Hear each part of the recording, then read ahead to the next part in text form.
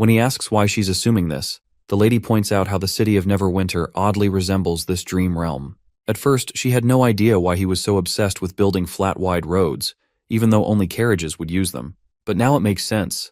Those roads are for cars. She also knows about his plans to build powerful machines powered by boiling water, and his promises to construct buildings over 10 stories high and wield insanely strong weapons. All of it, ideas from his previous world. Roland is caught off guard, so he decides to twist the truth. He claims he's the 4th Prince of Grey Castle. But when he first arrived at Border Town, he mysteriously found new memories in his head, memories full of alien knowledge. Looks like Phyllis buys it. She's convinced his alien knowledge is a gift from the gods. The witches of Tequila often say the gods don't like humans, but it seems like this isn't the case at all. Now more than ever, she's certain Roland is the key to defeating the devils. When Roland asks why she's suddenly so sure about him, she brings up the 4-wheeled metal vehicle she saw a while back. You see, back in the Tequila era, moving supplies to the camps needed tons of horses and carriages, which basically set the limit for how far they could go. So the farther a clan could push, the more powerful it was considered. That's why their enemies always had the upper hand.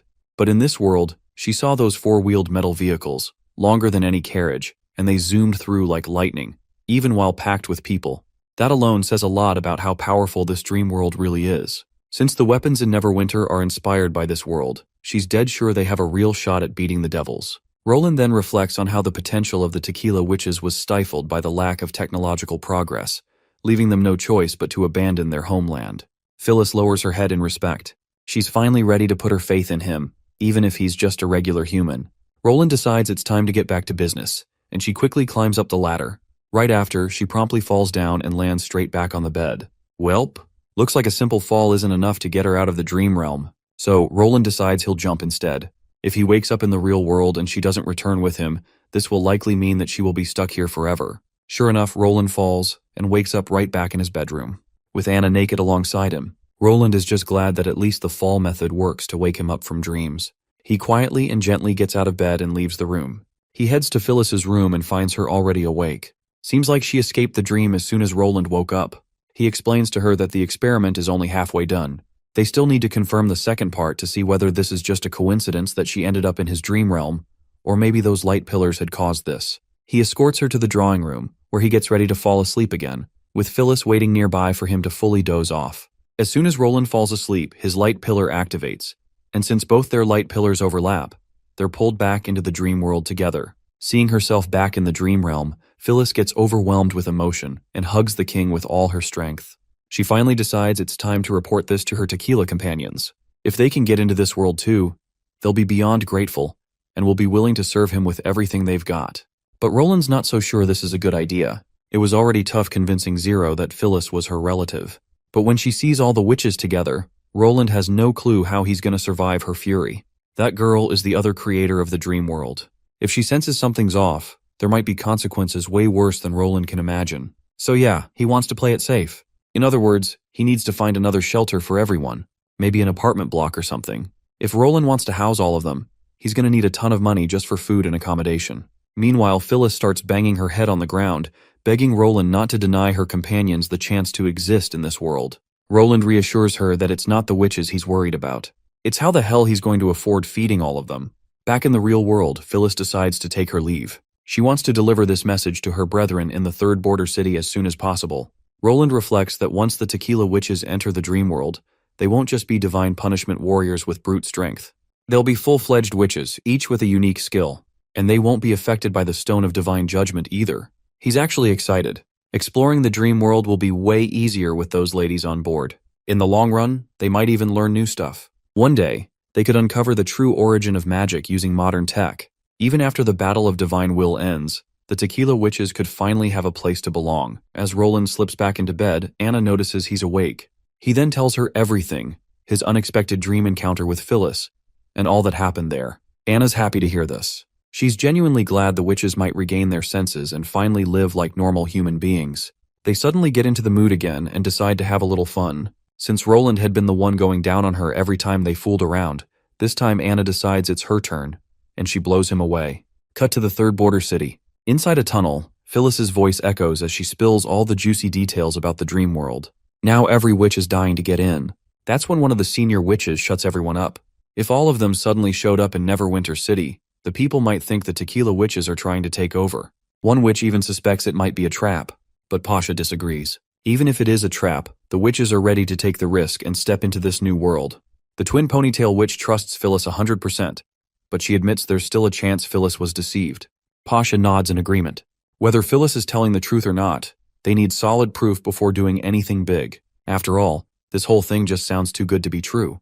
Pasha then addresses Phyllis, asking if Roland is actually willing to let others enter the dream world. Phyllis responds affirmatively.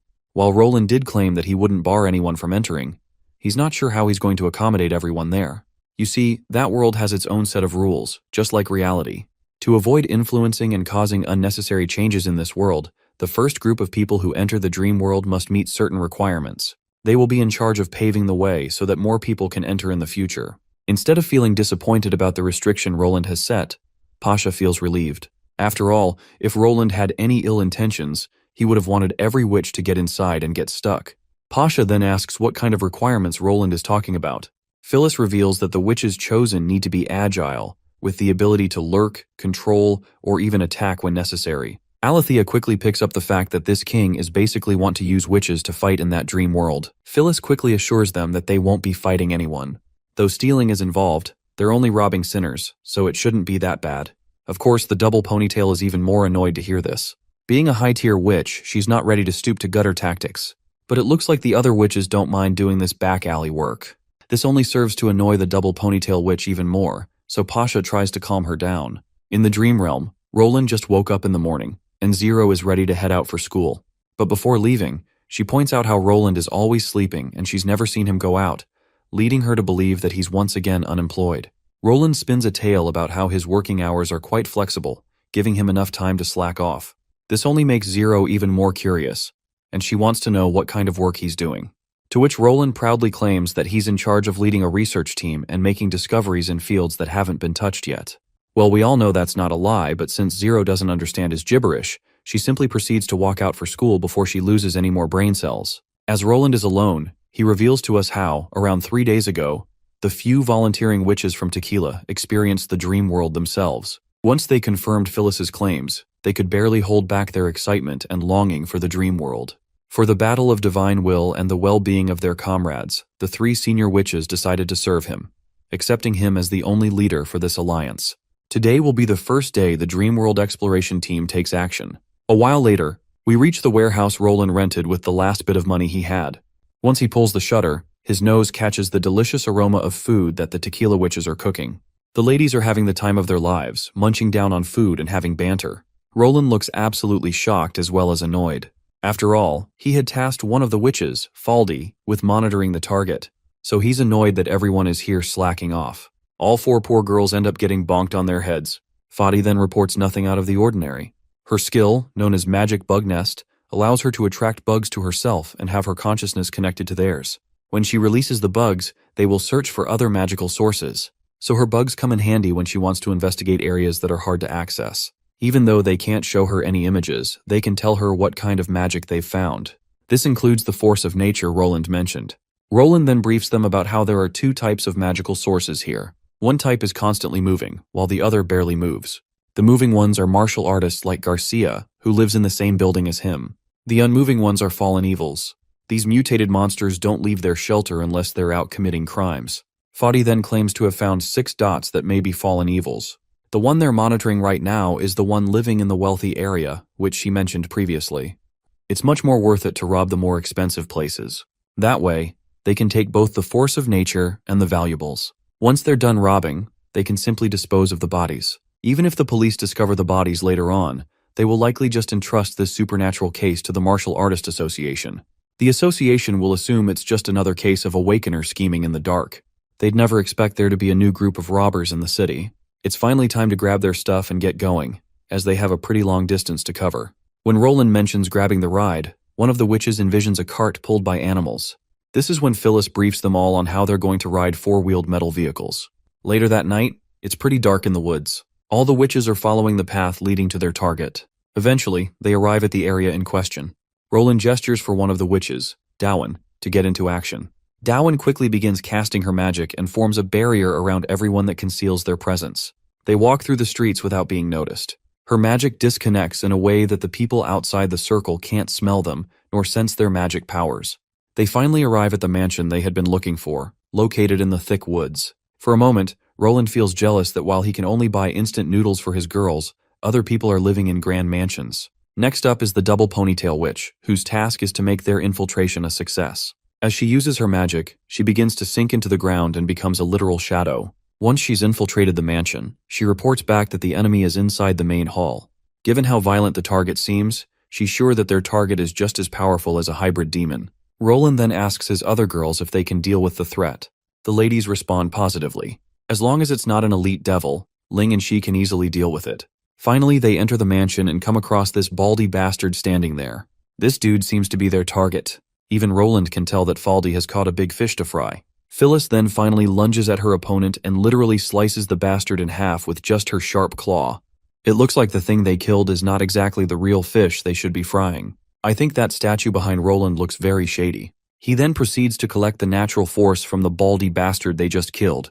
That's when Faldy notices something unusual. She can still sense the presence of magic, even though they just killed their target. She frantically looks around, only to realize that the statue is the monster she's been sensing.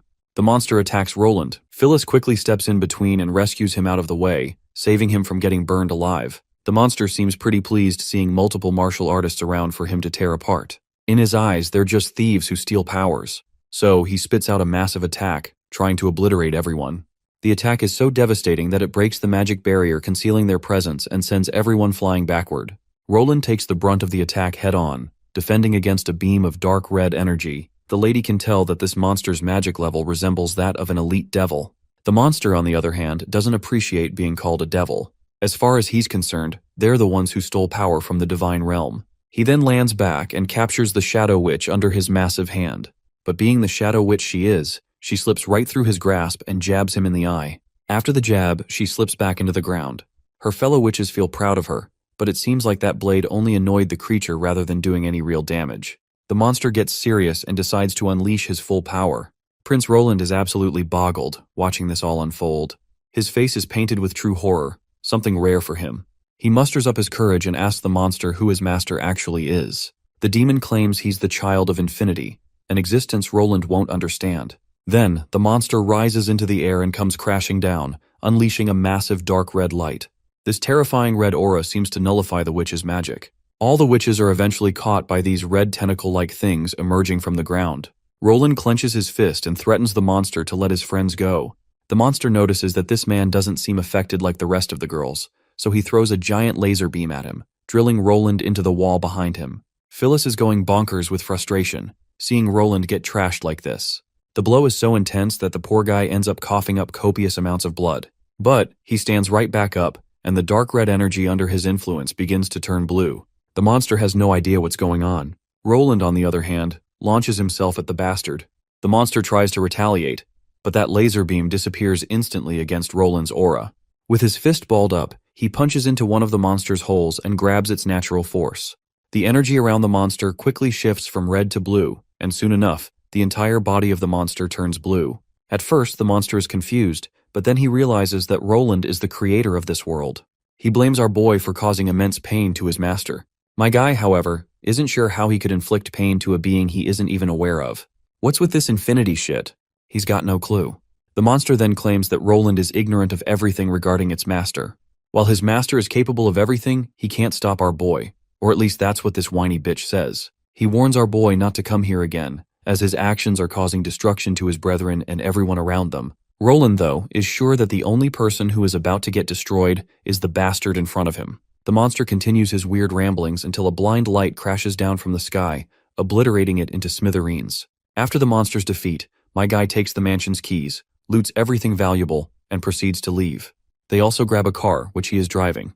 He's glad he learned to drive when he was in university and is really enjoying the ride in this luxury car. Meanwhile, the witches are utterly exhausted after just a single fight.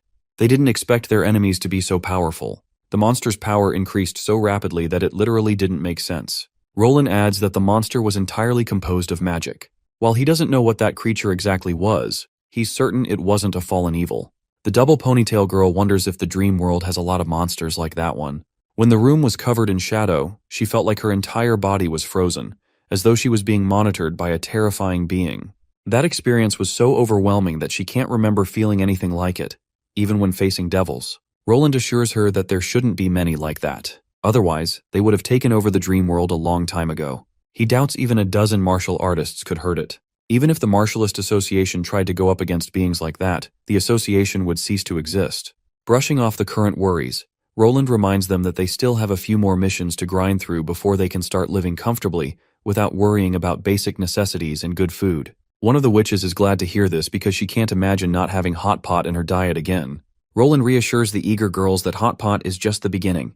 The world of food is so vast that they'd never be able to try every dish before their lives run out. The witches are even more exhilarated to hear this and are now looking forward to their next mission. Well, it seems like it wasn't that hard to motivate them after all. Literally, all it took was food to lift their spirits. Once they get back home and open the lockup they stole from the mansion, they find jewels, money, and most importantly, a bunch of natural force. Seeing something like this locked away, the only thing Roland can think of is the fact that these guys also use natural force as a form of currency. A while later, Roland gets back into his room, where he finds Zero dozing off over the table. Seems like the poor girl studied herself to sleep. Roland finds this scene rather adorable. He cradles her into his arms and gently puts her on the bed. He suddenly notices her notebooks when he walks out of her room. Deciding to be thoughtful, he decides to put them into her backpack so she won't go to school without them. He picks up one of the books, which mentions pure math. It's actually a subject that looks cool but isn't very practical. In his previous life, he wasn't interested in mathematics back in middle school, so pure mathematics was the least of his concerns. He even refused to take pure math lessons, so he has absolutely no idea what the subject is actually about. But contrary to what Roland had thought, he finds the contents written within the books. Meanwhile, we cut to the expedition team exploring the snowy mountains. There, we meet Lightning, who is writing down every detail in her diary about today. It's day 13 of their adventure. It's been over 2 weeks, but the snow isn't letting up. In fact, it's getting heavier. The good thing is, they've got the best logistics team. The pots and pans on the ship provide them with an abundance of hot water and food. So far, the exploration is going as planned. They're using Margie's magic arc to find the ruins, and then they have Fran control the burrowing worms to create tunnels. The first army entered this way, but the process hasn't been all smooth sailing. The only thing they're sure of is that the mountain is quite hollow. It contains multiple tunnels that are all connected, making it hard to find a cave or tunnel that leads to the ruins. Maggie and Lightning aren't much help in this expedition so far. They can only act as guards or enter narrow caves, observing the cliffs and trenches that the magic arc can't easily reach. Compared to observing ruins, finding the right path to their destination is the most time-consuming and tiring part. Lightning is sure that this is what her father meant when he said an adventure is always full of challenges. Suddenly, Wendy pops into the room, concerned. She reports that while Agatha and the others have returned, there's been an accident. Fran is missing. Later, Lightning is peering into a deep pit. Apparently, Fran fell into it when Sylvie was giving directions. Fran actually is possessing the vessel of a burrowing worm. While the directions they were following were accurate, they didn't expect to stumble across a sudden drop. However, they aren't sure if Fran actually fell into the pit. According to Sylvie's report, the magic suddenly disappeared. By the time she reached the bottom, she couldn't see what was there. Of course, Lightning feels a little scared. To think that Sylvie's eye of truth couldn't see anything. Iris adds that she couldn't see the bottom or the burrowing worm either. The cave is abnormally deep, so deep in fact that even the eye of truth couldn't detect what lies there. Or maybe something is preventing it. Right now, the team hasn't decided whether to search for Fran immediately. Lightning, meanwhile, weighs her options before coming to a conclusion. She doesn't want to take this lightly. After all, it's unprecedented that even Sylvie couldn't scan the tunnel with her abilities. But in the end, being the adventurer she is, she doesn't want fear to hold her back. So, she decides to save her comrades at all costs. She finally announces that she'll go down and investigate. The rest of the party can decide what to do once she returns. One of the tequila witches, Elena, asks Lightning what ability she actually has, to which Lightning proudly reveals that she can fly, which makes it easier for her to investigate the situation. Agatha, however, believes that the ability isn't the issue. She fears that if the cave somehow restricts her abilities, Lightning might not be able to get back. Besides, Roland has explicitly instructed them not to take any risks alone. Lightning decides to have her waist tied with a rope. If there is indeed a divine judgment stone down there, they can still pull her up using the rope. Nightingale also volunteers to go down with Lightning. If they encounter enemies, she can easily escort Lightning back immediately. Wendy objects to the idea of going down. They can't be certain that it's safe. Not to mention, there's the threat of enemies, like elite devils from the underworld. They argue for a bit until Agatha interrupts the chatter, reminding them that they can't overlook the king's orders. Silence follows her words. Then Iris speaks up. Instead of arguing, she presents a solution. She reminds them that the king said all three parties need to do their part at all times. That means they just have to send the first army down there.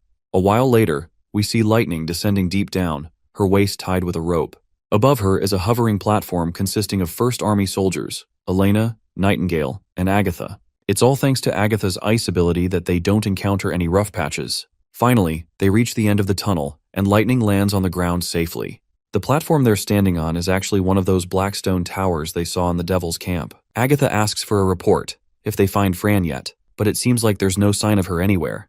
The tower seems stuck mid-drop, and they can clearly see gaps all around. There's a chance that once Fran landed on the tower, she rolled off and tumbled down below. Nightingale notes that the tower doesn't affect her magic powers, though she can't walk through it like a wall. Agatha forms a giant icy crystal and hurls it at the ground. Not a single scratch appears. Rumor says these towers are made from Divine Judgment Stone. Even though they won't drain magical power like regular Divine Judgment Stone pillars, they still block magic. These towers aren't built, but grown. Demon corrosion warps the Divine Stone into obelisk shapes. Only an obelisk born under a red moon can produce true red fog. The others only hold it for a while. This used to be top secret. When Tequila fell, Lady Eleanor leaked every bit of it. Nightingale is mad. They weren't told about this sooner. Elena snaps back that no one told her there were devil towers here either. There are so many things that can mess with magic. How she had known that they are going to stumble across a devil's tower out of all the things in here. Lightning volunteers to go further down. There's still a fair distance to the bottom. She tried lowering herself earlier and heard flowing water. It's probably a river. If poor Fran fell in, she might still be kicking. Elena is astonished after hearing this. Perhaps that's why Sylvie couldn't spot Fran. Agatha agrees as well. The Eye of Truth was blocked by the stone slab. If Fran was washed away by water, that explains why Sylvie couldn't detect her magic. Agatha then instructs our adventurous girl to go up and brief Wendy on this new development. They'll also need more First Army soldiers to continue the expedition. They can set up a station here for ongoing exploration. With that, Lightning flies off to alert headquarters higher up. A while later, the team finally stumbles on the river they'd been hearing. The place looks absolutely mythical, something straight out of a fantasy tale. Nightingale feels revitalized to see glowing fruits lighting this damned mountain. If only Neverwinter had these at night, everyone could see the roads clearly. Agatha then questions the Tequila Witch if a burrowing worm can swim. Well, it seems like Elena has no clue because nobody's tested that before. The worms are massive, so even if Fran was swept away, she couldn't have gone far. To guess the river's flow, Nightingale points out it was rushing toward them when they first entered the snowy peaks. That means it must be part of the western waterways, flowing south toward the hills. Suddenly, they come across a huge lump of flesh that's moving but gives off no magical trace. Still, Nightingale senses something alive inside. It looks like a semicircular egg. The egg shifts as tendons retract and relax. It's so disgusting that Lightning shudders, imagining how massive the mother must be to lay such a thing. One of the Tequila Witches steps forward and shreds the egg open. A slimy goo leaks out, and a half-baked devil crawls out of the belly. The monster that contained this devil is scrambling away to save its life. Nightingale jumps up, pulls off a slick acrobatic move, and throws her sword, jabbing the thing right through the head. Meanwhile, Lightning is petrified, imagining the horror of a creature that spawns devils. Agatha inspects the body and confirms that she's never seen anything like it. Soon they find more of those ant-like monsters, each nurturing devils in its belly. So far, they've taken down 5 of them. Each time they cut one open, they find corpses of mad devils, fearsome devils, and even humans. Apparently, these creatures doesn't give birth to devils, they eat them. Lightning doesn't recall any human colony nearby. The only explanation is that these monsters somehow stumbled into Neverwinter City. Suddenly, Nightingale begins sensing the presence of magic, and she believes it must be Fran. She quickly enters her mist and ventures deeper into the tunnel. A few hundred meters later, she reports to her crew about hitting a dead end. Then, gunshots echo from the tunnel, putting everyone outside on high alert. Without hesitation, they charge toward the source of the noise. When they reach the dead end, they find Nightingale standing triumphantly after taking down a nasty monster. These mantis-like creatures look familiar. I hope you remember them. They're the same ones Nightingale and the others spotted when they first went to scout the devils. Nightingale was able to see these invincible mantises thanks to her magic detection ability. Inside one of the mantis's bellies, Lightning finds something valuable, the legendary ruins of the Snowy Mountains. The others finally catch up, relieved to see that Fran is alive. By the way, this giant worm is Fran. She could have been devoured by the mantises if Nightingale hadn't shown up in time. Fran then gathers all her energy and yells at everyone not to look up. Of course, Lightning's curiosity gets the best of her, and she looks up. There, they see a giant red eye glowing, illuminating the entire tunnel with its unsettling red hue. Meanwhile, the crew above is setting up camp and preparing for emergencies. Miss Iris notices a muffled horn sound. What's concerning is that the sound is coming from the direction the witches ventured into, and it sounds like flowing water. Brian thinks Iris might be hallucinating, especially since they haven't seen sunlight for days and are deep inside the mountains. He suggests she take a rest if she's not feeling right, but this mistress isn't about to sit idly while the others finish their venture. So the captain starts discussing weapon placement strategies. Suddenly, Iris senses a shift in the atmosphere. Right at that moment, one of the tequila witches loses her head without warning. These poor folks are up against the invincible mantises, who are massacring the tequila witches left and right, like they're nothing but vegetables. Iris uses her wits. She throws a dagger in the direction she guessed on a whim, and it lands on one of the invincible monsters, revealing its location. Once exposed, she takes the opportunity to injure the monster's limb, rendering it immobile. But that mantis still has another limb to spare. As it tries to strike, Iris performs some cool acrobatics and jumps back up. She then orders the first army to fire in her direction. Once the bullets hit, the mantis is instantly obliterated into smithereens.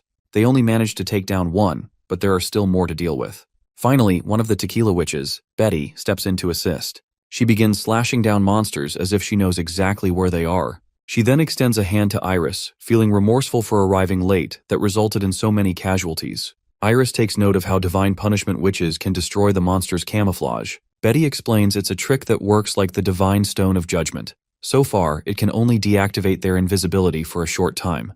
Iris points out that since First Army soldiers had the divine stone of judgment, then why could they not see the enemy? To which Betty reveals there are several factors affecting their vision, like light, distance, and attention. A regular divine stone works only within a 1 or 2 step range. Since the enemies only reveal themselves for less than a second, it's not surprising they can't be seen in such darkness. They only spot the monsters once they engage in close combat. Given their long claws and advantage in the dark, by the time a normal person realizes there's a monster lurking, it's already too late unless they bury divine stones all over the ground.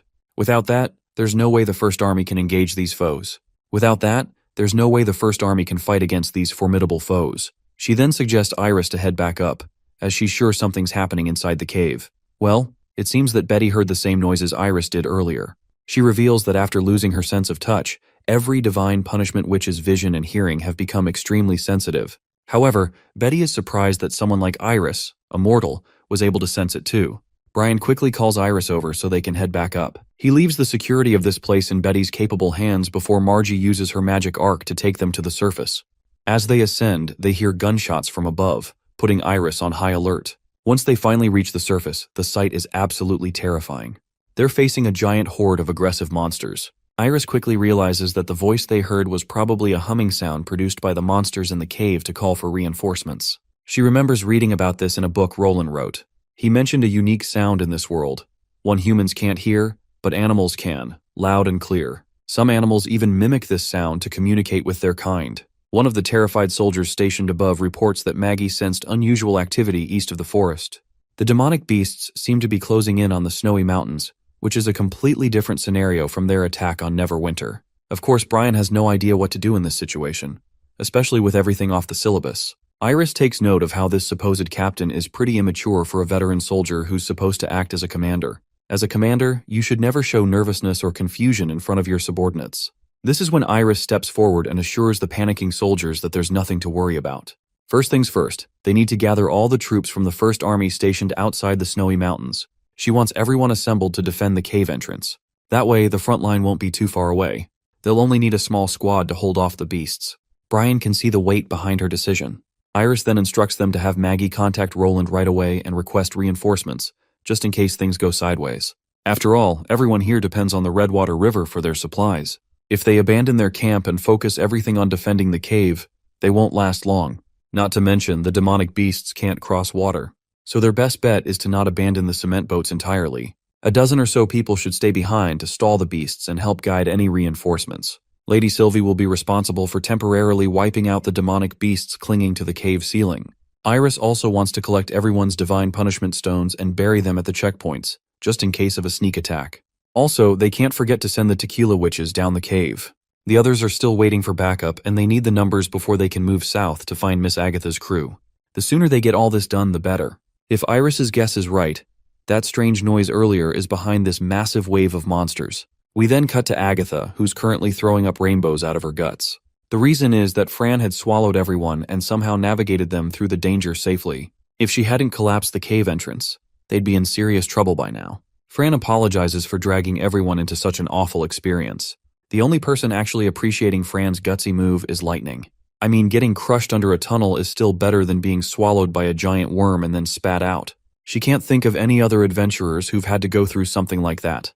Meanwhile, the Tequila Witches are coping in their own weird way.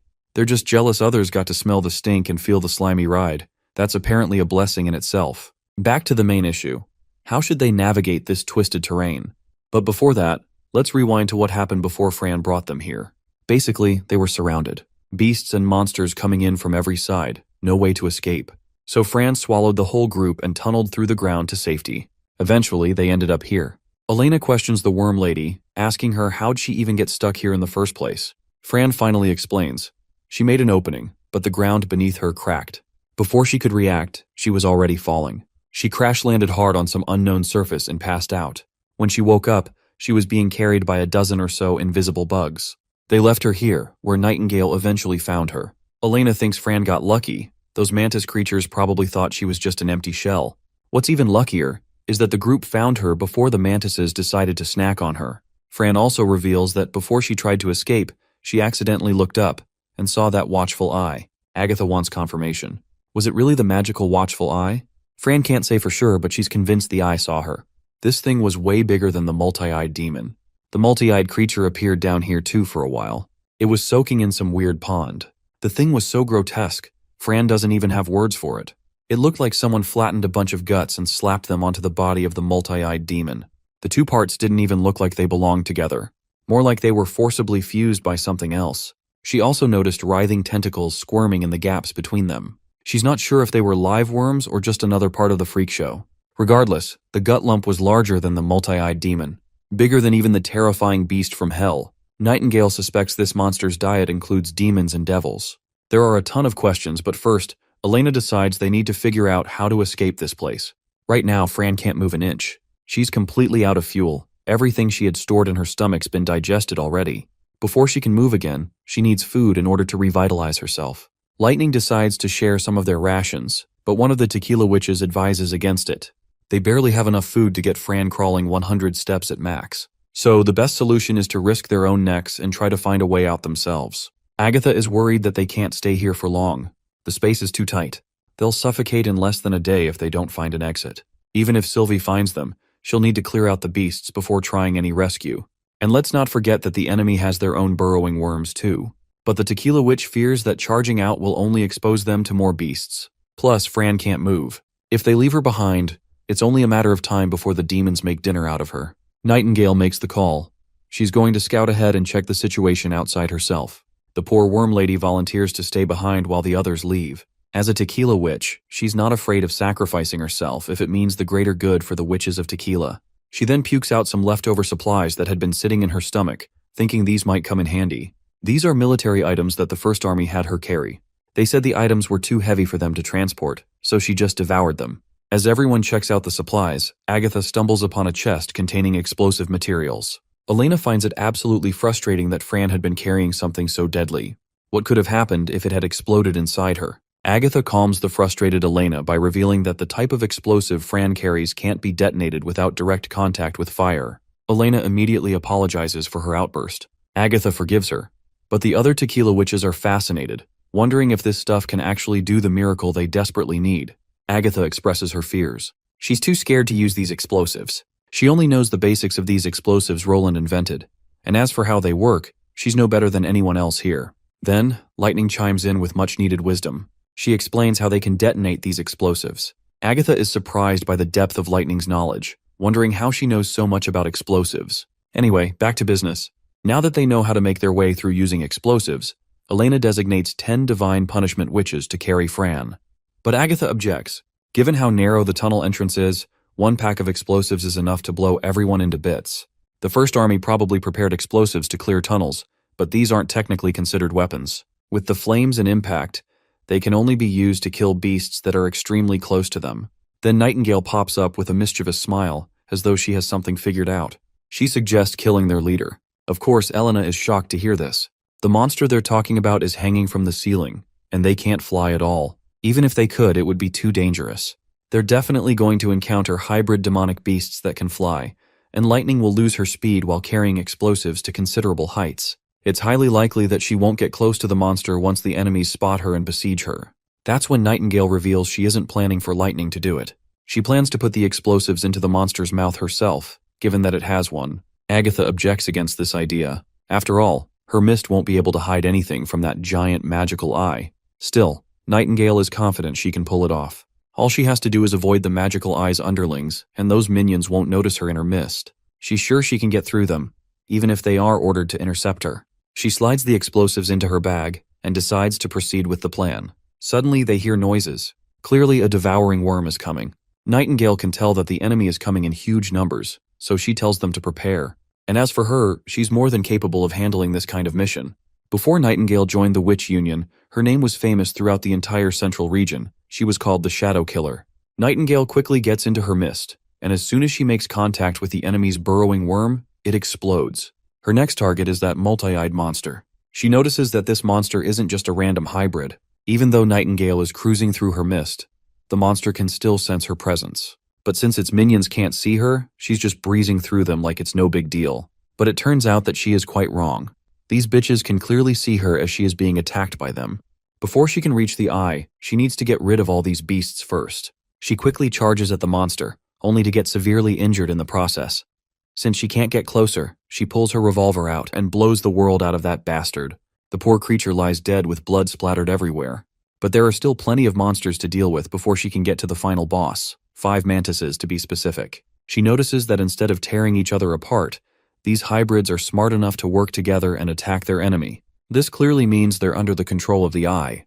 Nightingale's revolver is empty, so her only option now is to drag the monsters into her mist and kill them one by one. But pulling these monsters into her mist is draining her magic at an alarming rate. Still, she manages to take down the menace that had been blocking her sight.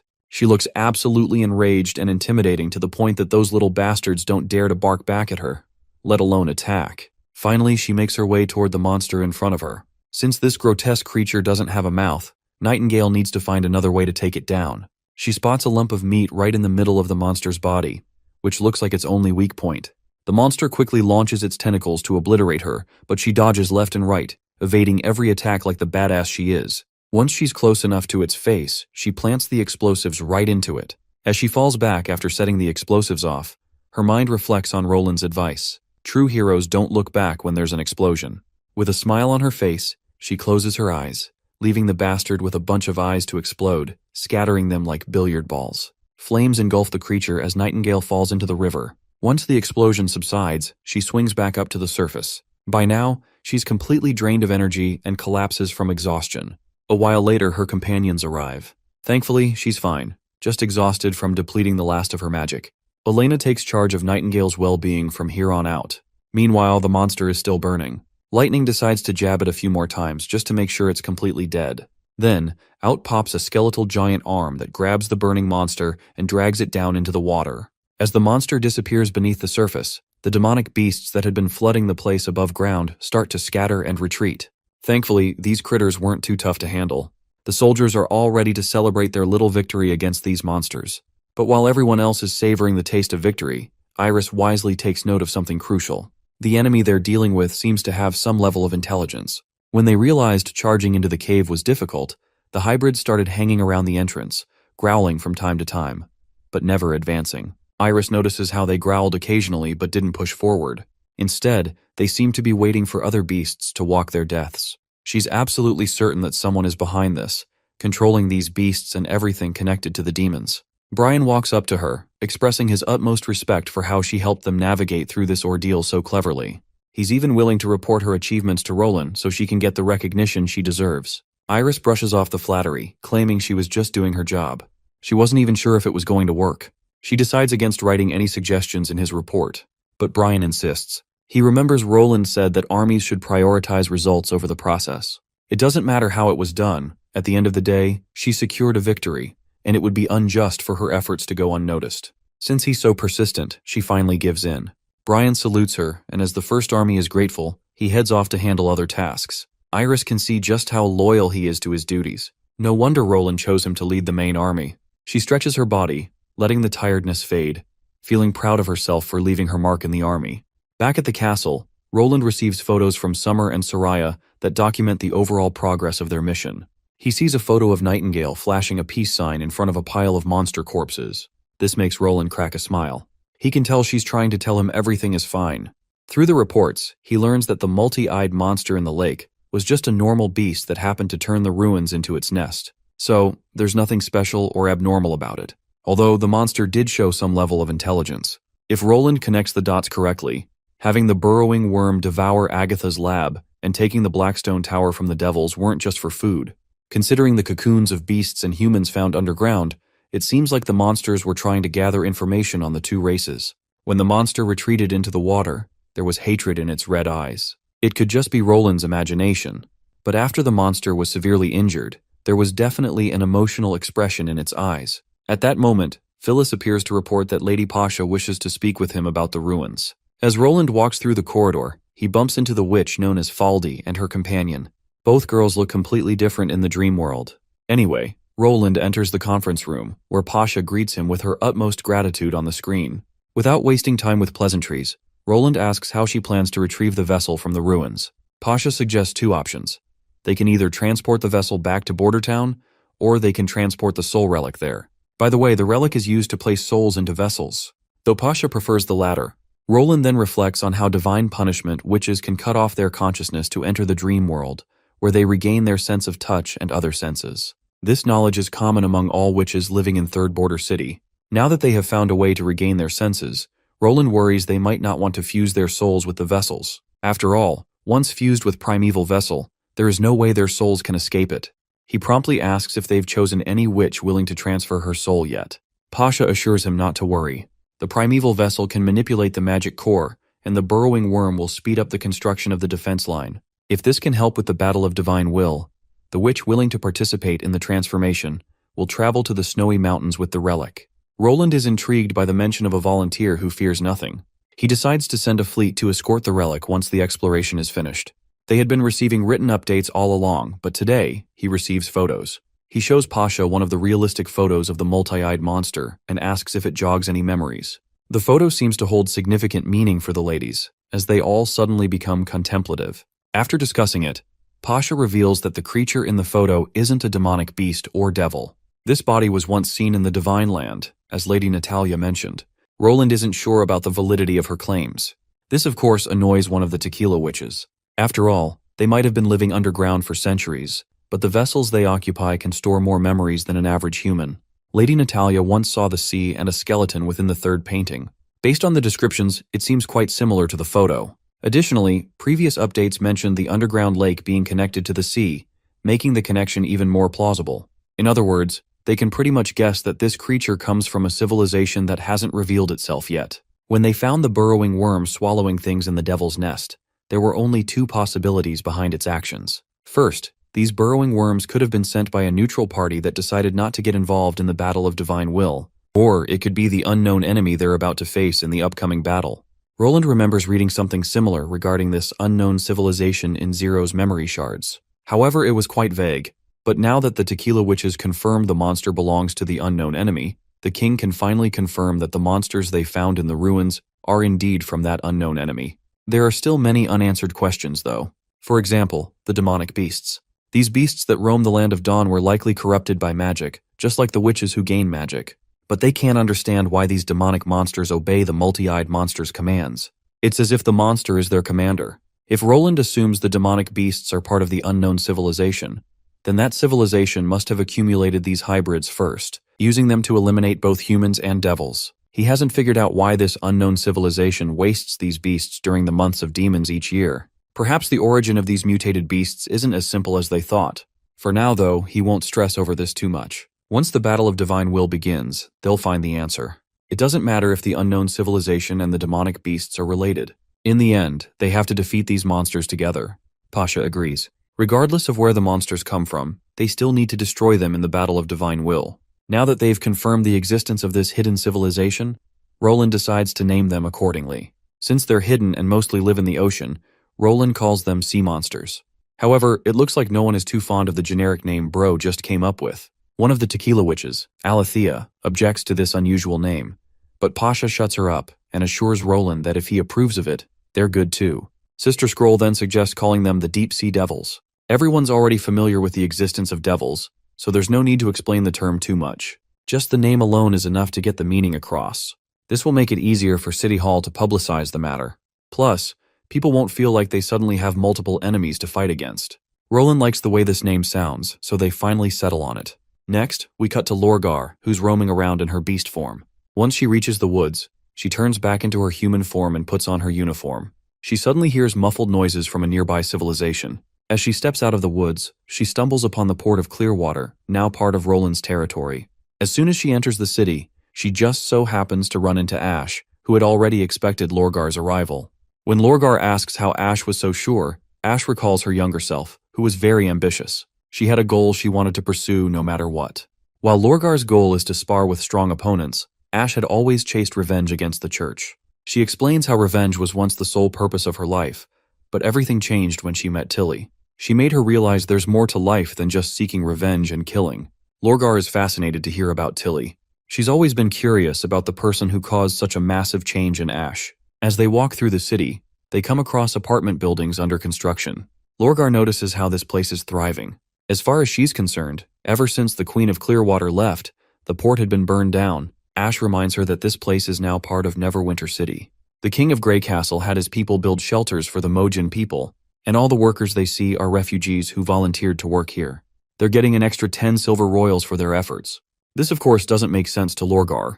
You see, the first few clans that moved here added up to only a few thousand people. It doesn't make sense for Roland to send workers from thousands of miles away instead of having the Sand People work. Ash then reveals that many people have gone to Endless Cape. There, Roland plans to build a new city called Festivity. The Osha clan went there as well. Only clans that helped build the city will have the right to live there and receive supplies, just like the people of Neverwinter. It's almost unbelievable to Lorgar that Roland plans on building a city in the middle of the desert. If she hadn't known Ash, Lorgar would have thought it was all nonsense. They talk about Roland's plans to expand his territory and influence. Everything sounds too good to be true. Lorgar is still curious about why Roland wants to build a city in Endless Cape, especially since there's nothing there. Then Ash reveals the reservoirs of oil there, and Roland plans to extract it. Since Lorgar doesn't understand the significance of what she considers dirty black water, she's flabbergasted to learn that Roland is doing all this just for that.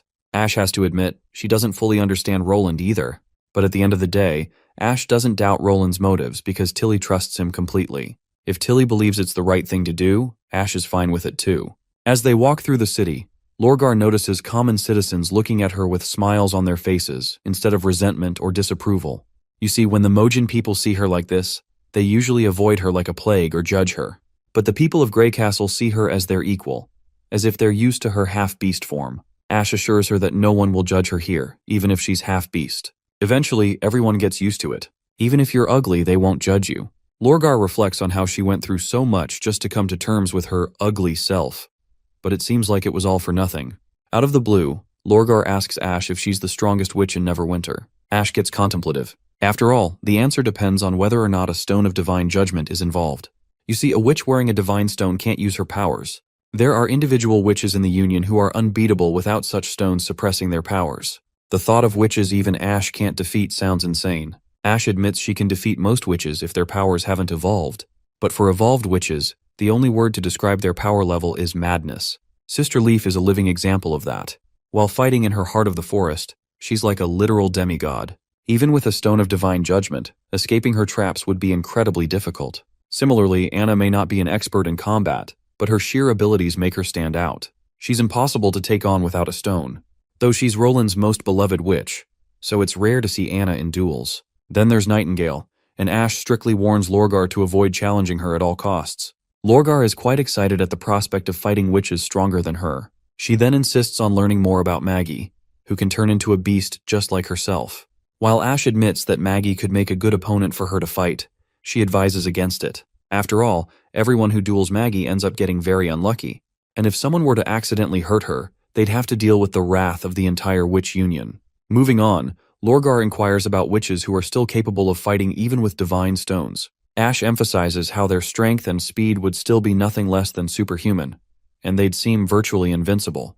Their performance wouldn't be affected by injuries either. They could even recover from otherwise fatal wounds. Lorgar is now very interested in knowing exactly who they're talking about. Ash reveals that it's a witch named Phyllis, though Ash herself has never challenged her. Once, when Ash was training her swordsmanship in the castle gardens, Phyllis happened to pass by and gave some solid suggestions. And when Ash followed that advice, she found her attacks had actually become smoother. Sadly, not long after that, Ash boarded a ship and left Neverwinter, so she hasn't had the chance to talk to Phyllis since. Once again, Lorgar is impressed by Phyllis's keen eyes. It's rare for someone to find flaws in swordsmanship with just a single glance. Even the most talented instructors usually need to exchange a few blows before they can figure out any weaknesses. And to think that out of all people, she was capable enough to highlight gaps in Ash's swordsmanship. This must mean that Phyllis is the strongest in Neverwinter. After all, in a real battle, no one can safely assume their opponent won't have a divine stone. By now, her excitement for the trip to the west has only grown. That's when Ash drops a giant truth bomb. There are over 100 witches in Neverwinter who are just as good as Phyllis. It goes without saying that Lorgar is flabbergasted to hear such news. Ash, on the other hand, assures her that with the plethora of witches they've got, she'll definitely find someone worth sparring with. We then cut to Clearwater Port. Andrea arrives, more than ready to spill all the juicy details about why Roland wants to extract that black water, though she warns Lorgar beforehand that this stuff is a lot more complicated than it sounds. Someone as dumb as Ash could never grasp the full reasoning behind each step Roland takes. His policies are even more complex. Even Andrea had to spend a lot of time wrapping her head around them, so she asks Lorgar once again if she's ready for the brain orgasm she's about to get from the upcoming lore dump. Well, the determined wolf lady is ready to hear every last detail. She may be just a fighter, but her father taught her that expanding one's knowledge in other areas can also aid in martial growth.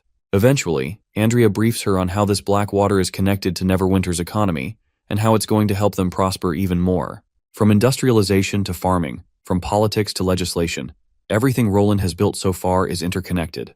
Lorgar is genuinely impressed to see how far Roland has come with such complex ideas and planning. She can't help but think if only he had been born in Iron Sand City, he would have become a true force to be reckoned with.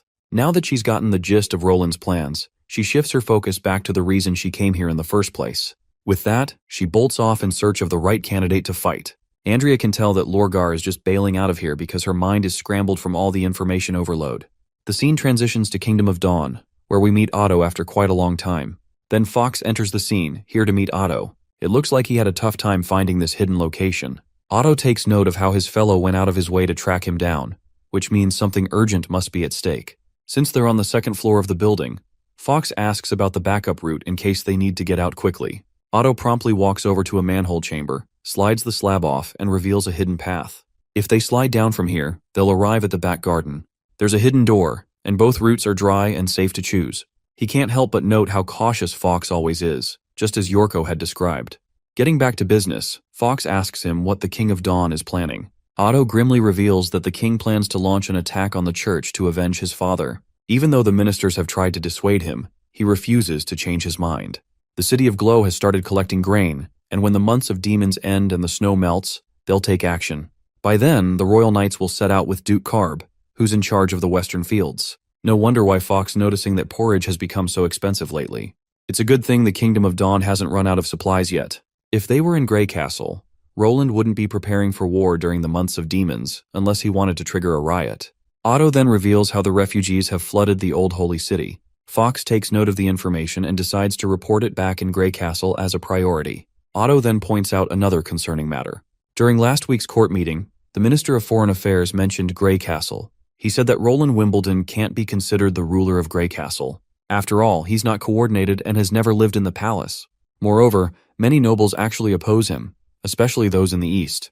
Since he's completely disregarded the alliance between the two nations, the Kingdom of Dawn must proceed with caution and put a stop to his actions. For example, Appin wants to support the nobles to help them continue fighting against Wimbledon. Judging by the current situation, Grey Castle and Dawn's relationship is worsening. Since the House of Luoxi has supported the royals for generations, Otto can't bring himself to go against King Appin's decisions. But then again, he doesn't want to support the unnecessary killing of witches either, as that's a direct threat to his beloved Andrea. No matter how hard Otto tries to explain that witches and pure witches from the church aren't the same, his pleas have been futile so far. Because of that, Otto can't see Appin as the true ruler of Dawn. nor does Appin see his friend as a supporter. Fox promises to report every bit of the detail to Neverwinter City. Speaking of reporting, Otto gets shy when he asks Fox if he has any updates on Andrea's well-being. Fox gives some positive news, but before he can reveal anything worthwhile, they're interrupted by the commotion below. Otto instructs one of the maids to check what's going on, but Fox decides against going down since the situation sounds serious. He hears swords clashing and the sound of armor rattling. Fox is pretty darn sure these guys are here for him, so he opens up the hidden path to slip out quietly, while Otto decides to stay behind and stall the enemy, much to Fox's surprise, as he was expecting his fellow to join him in this escape. Blondie reminds his fellow of his position as the oldest son of the Luoxi family, meaning no soldier can harm him. Not to mention these guys are after the emissary, so leaving would only raise suspicions. This path may be secret, but it's not that secret. Someone's got to stay behind to distract them. Fox finally jumps down, and right at that moment, a broken bald man and his companion barge into the room. These guys show no regard for Otto's title and start forcibly apprehending him. It looks like these bastards are here under the direct orders of the king himself. So Otto ends up behind bars, and not long after, Appin comes to greet his old friend. He looks absolutely furious, accusing Otto of being involved in the escape of those witches. He clearly knows that his friend asked Yorko, the ambassador of Grey Castle, to participate in the auction at Black Money, and his friend also helped him escape the City of Dawn. In Appin's eyes, this is a clear act of betrayal against the king. If it weren't for Otto's background and the fact that they've been longtime friends, he would have lost his life by now. After laying all his frustration on Otto, the foolish king proceeds to walk out, but not before throwing a final warning at him. As for Otto's father, he's doing fine and even attended court as usual today. He sternly instructs his friend not to starve himself. After all, it's his own fault he ended up in this situation. The scene then cuts to the border of Grey Castle. In one of the post towers, soldiers are carrying out their duties as scouts diligently. These guys are stationed here to keep an eye on the church's movements. But it seems like they haven't seen a bird flap from the church's side for months. Just as they're about to lose hope, they spot a group of people marching down the road. All the soldiers get on high alert and ready their weapons. When the people finally come into view, it turns out they're just refugees in pretty bad shape. In this case, one of the soldiers decides to stop them before they trespass into their territory and get shot by the soldiers in the tower. He yells at them to stop, reminding them that this is the border of Grey Castle. But those hopeless people take the soldier's plea as a glimmer of hope in their gloomy lives and increase their speed, eventually crossing the border. However, as soon as they do, they are brutally shot dead on the spot. The refugees finally come to halt when they see their fellows dead on the ground. The soldiers on the tower finally cease fire. When the soldiers on the ground interrogate these people, they reveal themselves to be desperate refugees who fled from Hermes. They were deceived by the church, and now the church's armies are after them. They had no choice but to run for their lives. They abandoned their belongings and fled. They beg for food and shelter, as they haven't rested for 3 straight days and have had nothing to eat. The soldiers discuss among themselves whether they should trust these refugees. After a lot of back and forth, they eventually decide to help these poor people. After all, their generous ruler would have done the same. The soldiers then inquire about Hermes. One of the refugees reveals shocking news that the church in the new holy city has collapsed. There are rumors that a huge hole appeared underneath the church, and the entire building was sucked in. The Judgment Army immediately fenced off the area, but with such a huge building disappearing like that, it was impossible to hide it. The church is meeting its end, and the gods no longer protect them. All the people living around the border have started fleeing in secret. These guys left a little later than everyone else, and they bumped into the Judgment Army. There were a few hundred of them at first, but these guys were the only ones who managed to escape. Basically, Hermes is in utter chaos, with no one guarding the gates. It's obvious that all the guards have run away as well. There are rumors that the old holy city is even worse, with barely any merchants entering the city. Hearing this, the soldiers feel ecstatic, thinking they might be able to take down Hermes before the army arrives. We then cut to Hermes, where we meet Tucker Thor, acting as the bishop. He had been predicting that Hermes would be razed to the ground by swarms of demonic beasts. All followers of the church were ready to sacrifice their lives. Thankfully, barely any enemies have appeared, and they don't even look like they're going to climb the city walls. Nobody expected the cathedral to collapse on a windless night. Even the senior executives disappeared into the pit that swallowed the cathedral. He himself only managed to escape from death because he happened to be doing his patrols. This has affected the church even more than a military defeat. Military defeats can be blamed on the commander or on the power of the enemies. However, the cathedral held spiritual significance. Now that it has collapsed, it's almost like the gods have abandoned them. Just then, the Judgment Army commander, Farina, appears on the scene. She reports that the troops responsible for chasing the refugees have returned. However, some of them never came back. She reveals how those recruits were absolutely useless. There were about 20 soldiers when they left, but only a few returned. No matter how slack their training might have been, it's not like the refugees killed them. She's going to find those traitors and punish them. The fake bishop simply tells her to forget about it and wants her to report on how many soldiers they have left. The lady mentions it's 564, and all of them are guarding the inner city gate. She's sure no citizens will be able to escape now. The bishop decides to head east, be it Everwinter or the kingdom of Wolfheart. He wants to move toward the shore and build a new holy city. The concerned woman points out that if they abandon Hermes, then there won't be anyone left to fend off the demonic beasts. The Pope is the least concerned about this demonic beast threat. If the beasts make their way to the central region, they can just blame it on Grey Castle. Right now, their priority should be maintaining their strength. They can always rebuild the cathedral, but they can't keep disappointing the followers like this. When demonic beasts plague the Four Kingdoms, people will remember them again. The lady highlights that the followers who chose to stay behind are extremely loyal. They're ready to die with the city, and she doesn't think they'll agree to leaving Hermes. The Pope then tells her that the holy city was built by the people, so he's sure they'll agree to this. She just has to convince them well enough. Turns out all their worries are pointless anyway, because they finally see the yellow hue of sunlight leaking through the dense snow clouds, clear proof that the months of demons have ended. He promptly instructs her to notify everyone. Since the snow will melt very soon, they can start getting ready now, and will be leaving in another 2 or 3 weeks. As she runs off to carry out her duties, the Pope guy takes off his glorious hat and probably jumps off the wall. The next scene takes us to Neverwinter, where Roland is having a meeting about the upcoming spring plowing battle plan. First of all, Roland wants to explain the meaning behind the phrase battle plan before moving forward. It's actually because this is a battle, and this will decide whether their military and food plans for the year go smoothly, and whether the right choices have been made for Neverwinter. Before he gathered the refugees, he promised they wouldn't starve as long as they worked. Roland's managed to keep that promise for 3 years straight.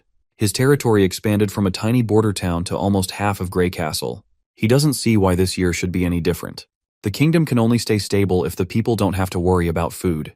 That's why he wants everyone to take spring plowing seriously. Everyone must follow the regulations and procedures set by the Ministry of Agriculture this year to ensure a good harvest. From now on, agricultural work will also be part of evaluations. The area of land you manage to cultivate, the number of farmers you hire, and the amount of crop yield, all of it will factor into whether someone deserves to become a governor. It's pretty natural to be confused right now, but Roland assures them the Minister of Agriculture will explain everything to them within the day. Anyway, if anyone doesn't meet the required standards, it just means their potential is still limited, which also means they're no longer fit to be a governor. Roland finally pulls off the covers hiding the whiteboard and reveals the massive number, 5,000 tons. That's the target each of them has to hit to qualify for a governor's seat. Leaf and Iris look absolutely flabbergasted. Roland reassures them that this number isn't far-fetched, especially thanks to the newly developed, well-engineered seed that Sister Leaf produced. This new seed is capable of producing double the yield compared to its predecessor. The ears of wheat will be so heavy they'll bend the stalks. But it's not all sunshine and roses. This new seed, referred to as Golden Number 2, does have its fair share of problems. Iris has one serious concern. Since magic was used to help the wheat ripen, she's worried it might have side effects on regular people. Roland explains that Golden 2 isn't much different from Golden Number 1. Both were cultivated by Leaf. Golden 2 just happens to have a higher yield. And while it was enhanced using magic, it doesn't store magic, so it's perfectly safe to eat. In fact, he's been eating oatmeal and pancakes made specifically from Golden Number 2 this whole time. Also, the secondary city halls must be in charge of monitoring all food-related trade in their cities, just like Neverwinter.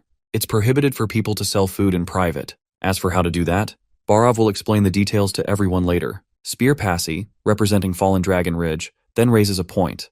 If Golden Number 2 really does double the yield, she's worried they'll have a surplus. If City Hall has to handle all that, it could strain them financially. Plus, Fallen Dragon Ridge only has around 10,000 people, so she's not sure producing that much food is even necessary.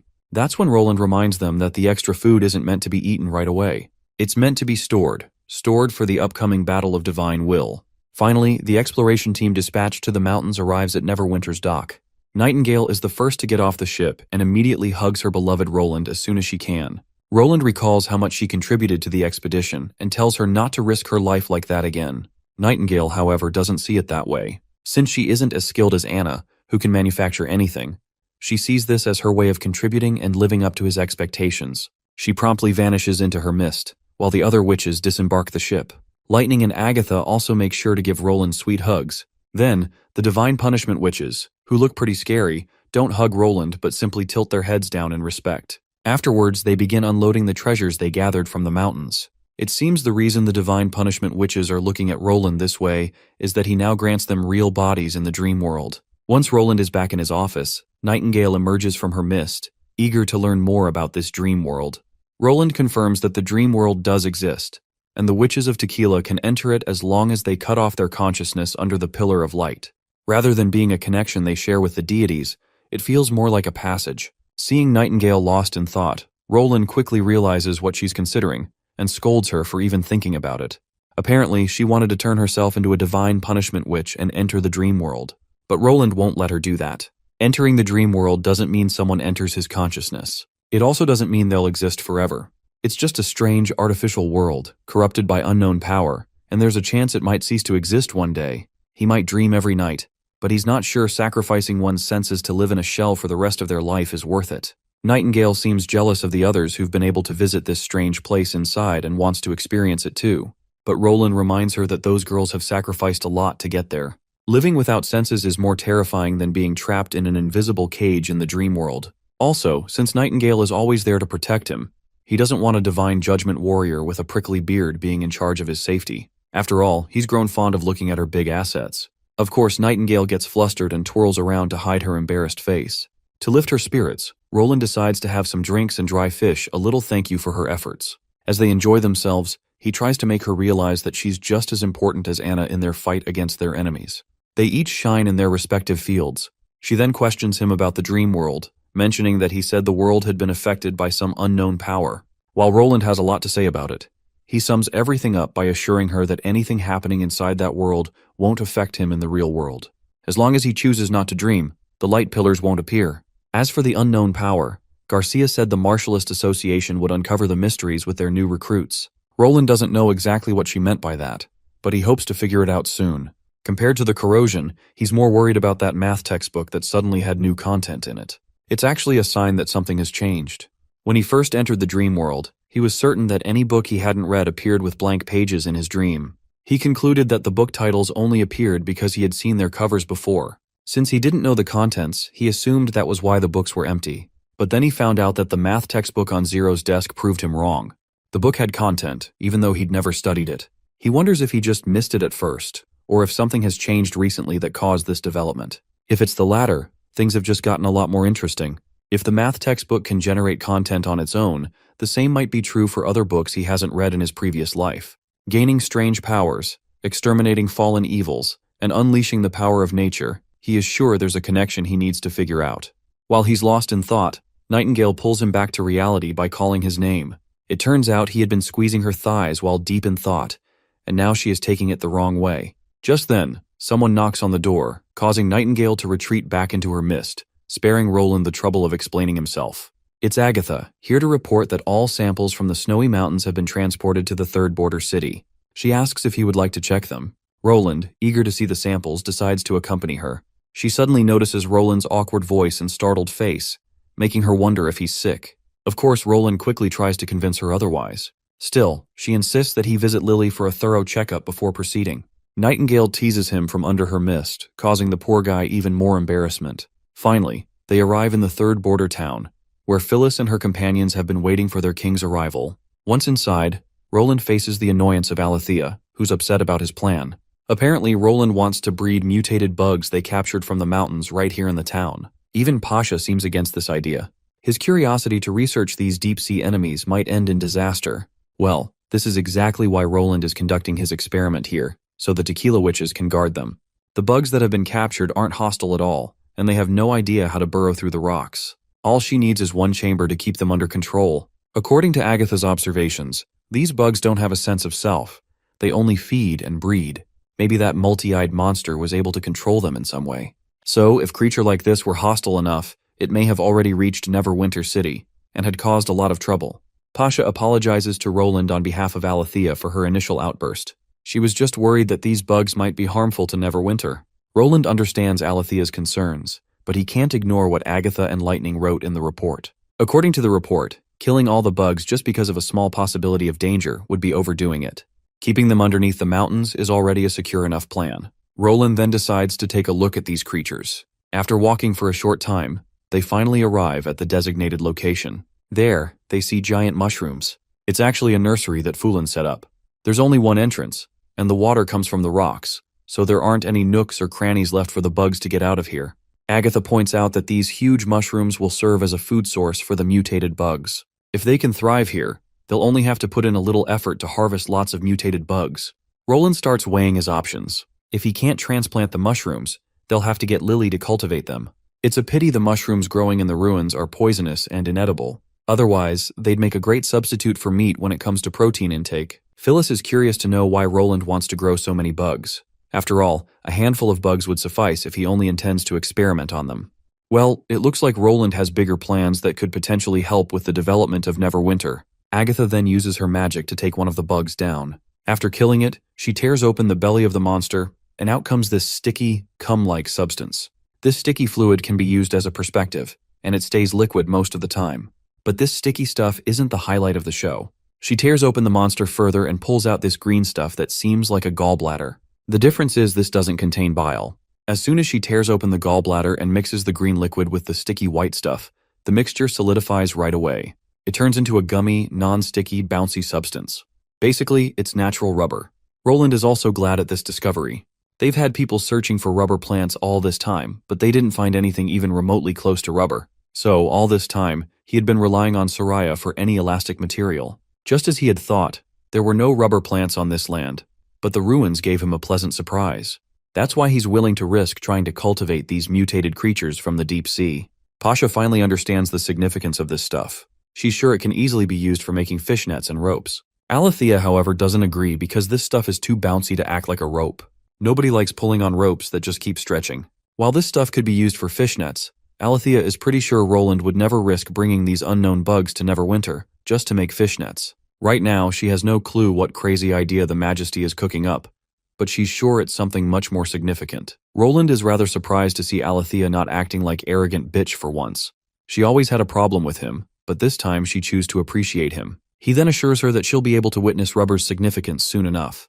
Pasha then questions how they're going to make these creatures spit out the fluid themselves, as killing them each time would be very inefficient. Agatha isn't worried about this at the moment. If they don't find an optimal solution, they can just cultivate more of them to make up the numbers. After their little visit to the bug cultivation farm, they head back. Pasha introduces Jasmine and Lyra, who have volunteered to become devouring worms. However, they have this wish to experience the beautiful world Roland has spoken of, the one that exists in his dreams. Roland is more than happy to let them experience it. 2 days later, we see the steel warship cruising through the waters. This ship actually carries a relic that can help transfer souls, and Jasmine and Lyra will become devouring worms once the soldiers ship this relic to the third border town city. Counting Jasmine and Lyra, Neverwinter City will have 3 devouring worm vessels. Not only will this bolster their overall power, but it will also help speed up their development. We then get a glimpse of a few days earlier, when Jasmine and Lyra had fun in Roland's dream world. Seeing them so happy really made Roland happy as well. If it weren't for the tequila witches, he would have refused to believe that anybody would be willing to give up their human bodies and dedicate their lives to defeating the devils. 400 years ago, these girls made this exact decision in front of the magic core. It's not that they desired to have their senses stripped for eternity, it's that they had no choice, and they don't regret it either. Suddenly, Phyllis arrives at the dock. Roland questions her, asking if witches can't disconnect themselves once they possess a vessel. Just like Jasmine and Lyra, would they be able to disconnect themselves from the devouring worms? Phyllis explains that divine punishment witches are different from vessels. Witches can still maintain their consciousness to a certain degree, even after their souls have been transferred. Rather than fusing with the vessel, it's more like the witches are the manipulators. However, vessels are different. They are containers. Once you force a connection with one, you can go into hibernation when the vessel is not in use, but nobody has ever successfully separated themselves from the vessel entirely. At least Pasha and others failed to do so. Roland wants her to confirm. Even if they are inside vessels, they still have the pillars of light? Phyllis confirms it. After all, without magic, it would be impossible to move those huge bodies. Roland is sure that one day he will find a way to bring them back to the dream world. Phyllis is also hoping that day arrives soon. We then cut to this warship. On board is Lorgar, and it's her first time riding such a massive and advanced ship.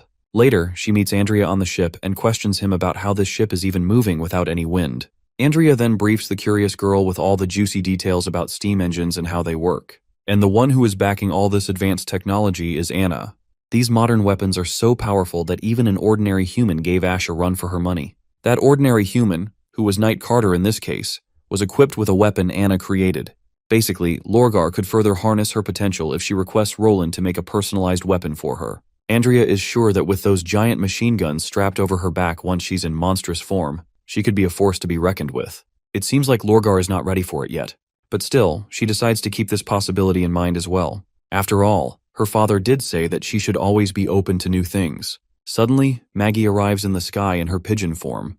Lorgar gets excited to see such a potential snack heading right her way. But that snack zips right past her and heads to Ash. Once Maggie is done exchanging information, she flies back to Tilly. Ash then briefs the curious girl that the bird they just saw was Maggie, who is capable of transforming just like her. Lorgar acknowledges this, though it doesn't make sense why Maggie is looking like a cute pigeon when she was supposed to be a furious devil. Ash then tells Lorgar to get ready because they're about to reach Neverwinter City soon enough. Finally, they arrive at Neverwinter City. There are folks on the dock who salute Ash and her crew out of respect. Since Lorgar has never seen this kind of greeting, Ash explains to her that it's a military salute. And whenever the First Army ships arrive at the dock after their expeditions, they always salute like this. To them, it means their family has returned safely. All members of the army are from Neverwinter. This means most citizens here would have had somebody in their family join the army, though nobody is forced to join. In fact, becoming a soldier and serving Roland is seen as an ambitious and glorious endeavor. They're just happy that other people's sons and daughters are returning. In return, other people do the same. They basically cheer for each other to keep the positive vibe going. Inherently, this is what the People's Army truly means. Well, it looks like Lorgar is liking the ways of Neverwinter City so far. They finally make it to the castle. Lorgar takes note of how the entire area has already been cleared of the snow. A divine punishment witch steps forward to escort Lorgar to Roland. As the wolf girl follows her escort, she feels very nervous. Eventually, she finally comes across the chief of this place, the one who flipped the southernmost region upside down. Of course, she wasn't expecting Roland to look this ordinary and young. Before she realizes it, the king himself takes the liberty of walking up to her and introducing himself to this wise wolf. Lorgar, of course, has no clue what all this wise wolf talk is about. She thinks perhaps there are unwise wolves as well. Anyhow, she introduces herself as Lorgar Burnflame. Since they're in Neverwinter City, calling her a witch will be more befitting. She also pays respects on behalf of her father, while she is going through her own inner turmoil. With all sorts of questions and realizations bubbling up inside her, Roland takes note of her tail and ears.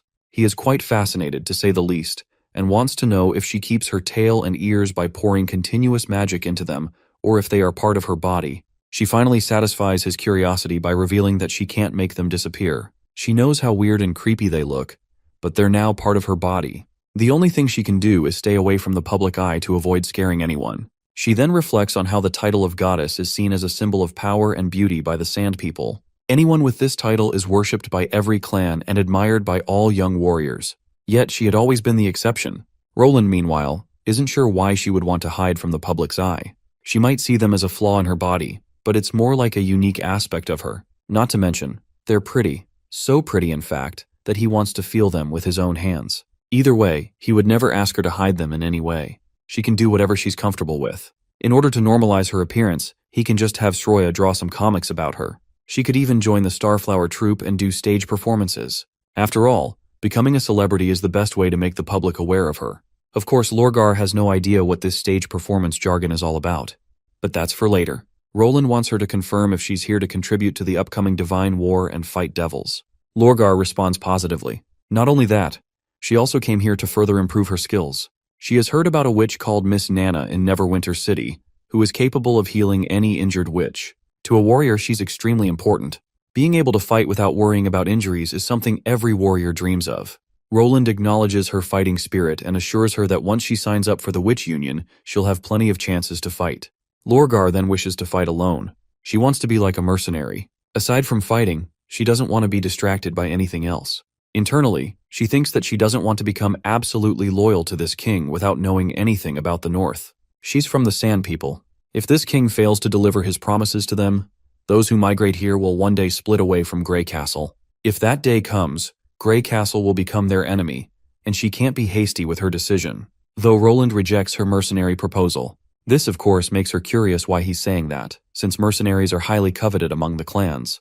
In fact, she's even willing to fight for free. Roland, on the other hand, gives his peace of mind. They are facing a war, so it's much more complicated than little fights among clans. Lorgar feels rather annoyed that this guy treats her fights like nothing more than toddler squabbles.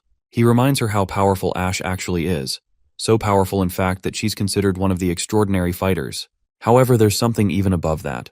When a witch breaks through the limits of the mortal body, they become stronger and stronger, and nothing can stop them. That's when a witch becomes transcendent. Yet, with 3 transcendents, dozens of extraordinary fighters, and countless battle witches, they still failed to defeat the devils. A huge kingdom once turned to dust. This time, his kingdom will be the one to turn to dust if they don't do something. His reason for saying no is simple. This isn't just a one-on-one battle she can fight. This is a war to decide which civilization survives until the end. No matter how strong an individual is, individual power is insignificant in war. More importantly, he doesn't want to send her recklessly to her own death. It seems like nothing is going as Lorgar had expected. She had wished to become his mercenary on the condition that she could practice fighting with other witches. She also wanted to receive medical treatment from Miss Anna, but she would pay her own bills. She had been sure that this plan would work, and then Roland would assign her mercenary tasks to carry out. She would diligently take down her opponents. But what happened now is the exact opposite of what she thought. Hell, he even likes her and complimented her ears just now. It's very unusual for her to be considered pretty. Anyhow, she can say no to his proposition, but she's not losing much even if she accepts his terms. Her original plan was to learn new things about this city, find out more about the devils, and align with other witches. And she can still do that, albeit at a slower pace. He's also right about one thing. One shouldn't rush into things without knowing the full danger. As she walks through the town, she considers all the possibilities and how thoughtful Roland is with each step. This makes her even more confident about his plans and ambitions. She suddenly stumbles across a pub selling turbulent drinks, and newcomers can get a 50% discount on their first drink. By the way, these were called turbulent drinks in previous translations, but now they're being called chaos drinks. Lorgar gets curious when she hears the unusual name for the drinks. We then cut to Nightingale, who reports to Roland about how Lorgar wasn't being completely truthful. She warns him to be cautious around her and even suggests letting Wendy test her out. But the Majesty feels that keeping an eye on her is only necessary if she joins the Union. Since she hasn't applied yet, there's no need for concern. Plus, Lorgar definitely came to Neverwinter City to fight the devils and improve herself. That alone is reason enough to trust her. The Witch Union was formed to give lost witches a sense of belonging. There's no point in forcing someone to join if they're not ready. Not to mention she's new to this foreign city, so it's natural for her to be cautious. Roland decides to let her be, though it's a shame she isn't joining right away. The guy's got a serious crush on wolf girls with tails and pointy ears. If only he could have touched them. Even Nightingale can sense his pervy thoughts, so she starts throwing deadly daggers with her sheer glare intensity. Suddenly, there's a knock on the door. In comes Barov. He's here to report that the members of the Joint Chamber of Commerce have just arrived at the castle and want to see the Majesty. The next scene shows Roland entering the guest room, where all the merchants, including Margaret, greet him with utmost respect. They're here to deliver the good news. The sample of chaos drinks they distributed among merchants has instantly gained everyone's approval. Literally, no one is getting tired of praising it.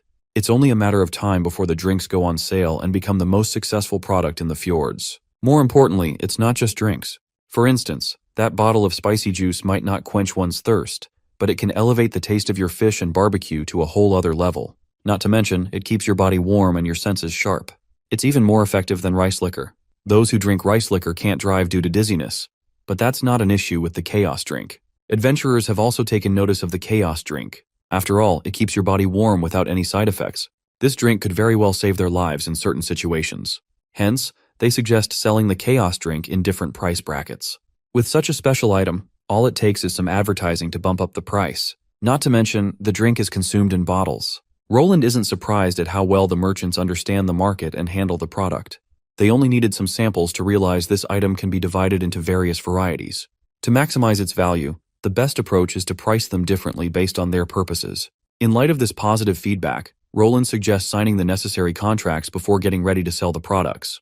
He's confident they'll agree with the terms for pricing and distribution. In addition to the terms he's already revealed, he also adds that everyone is required to pay a 30% deposit before receiving the goods.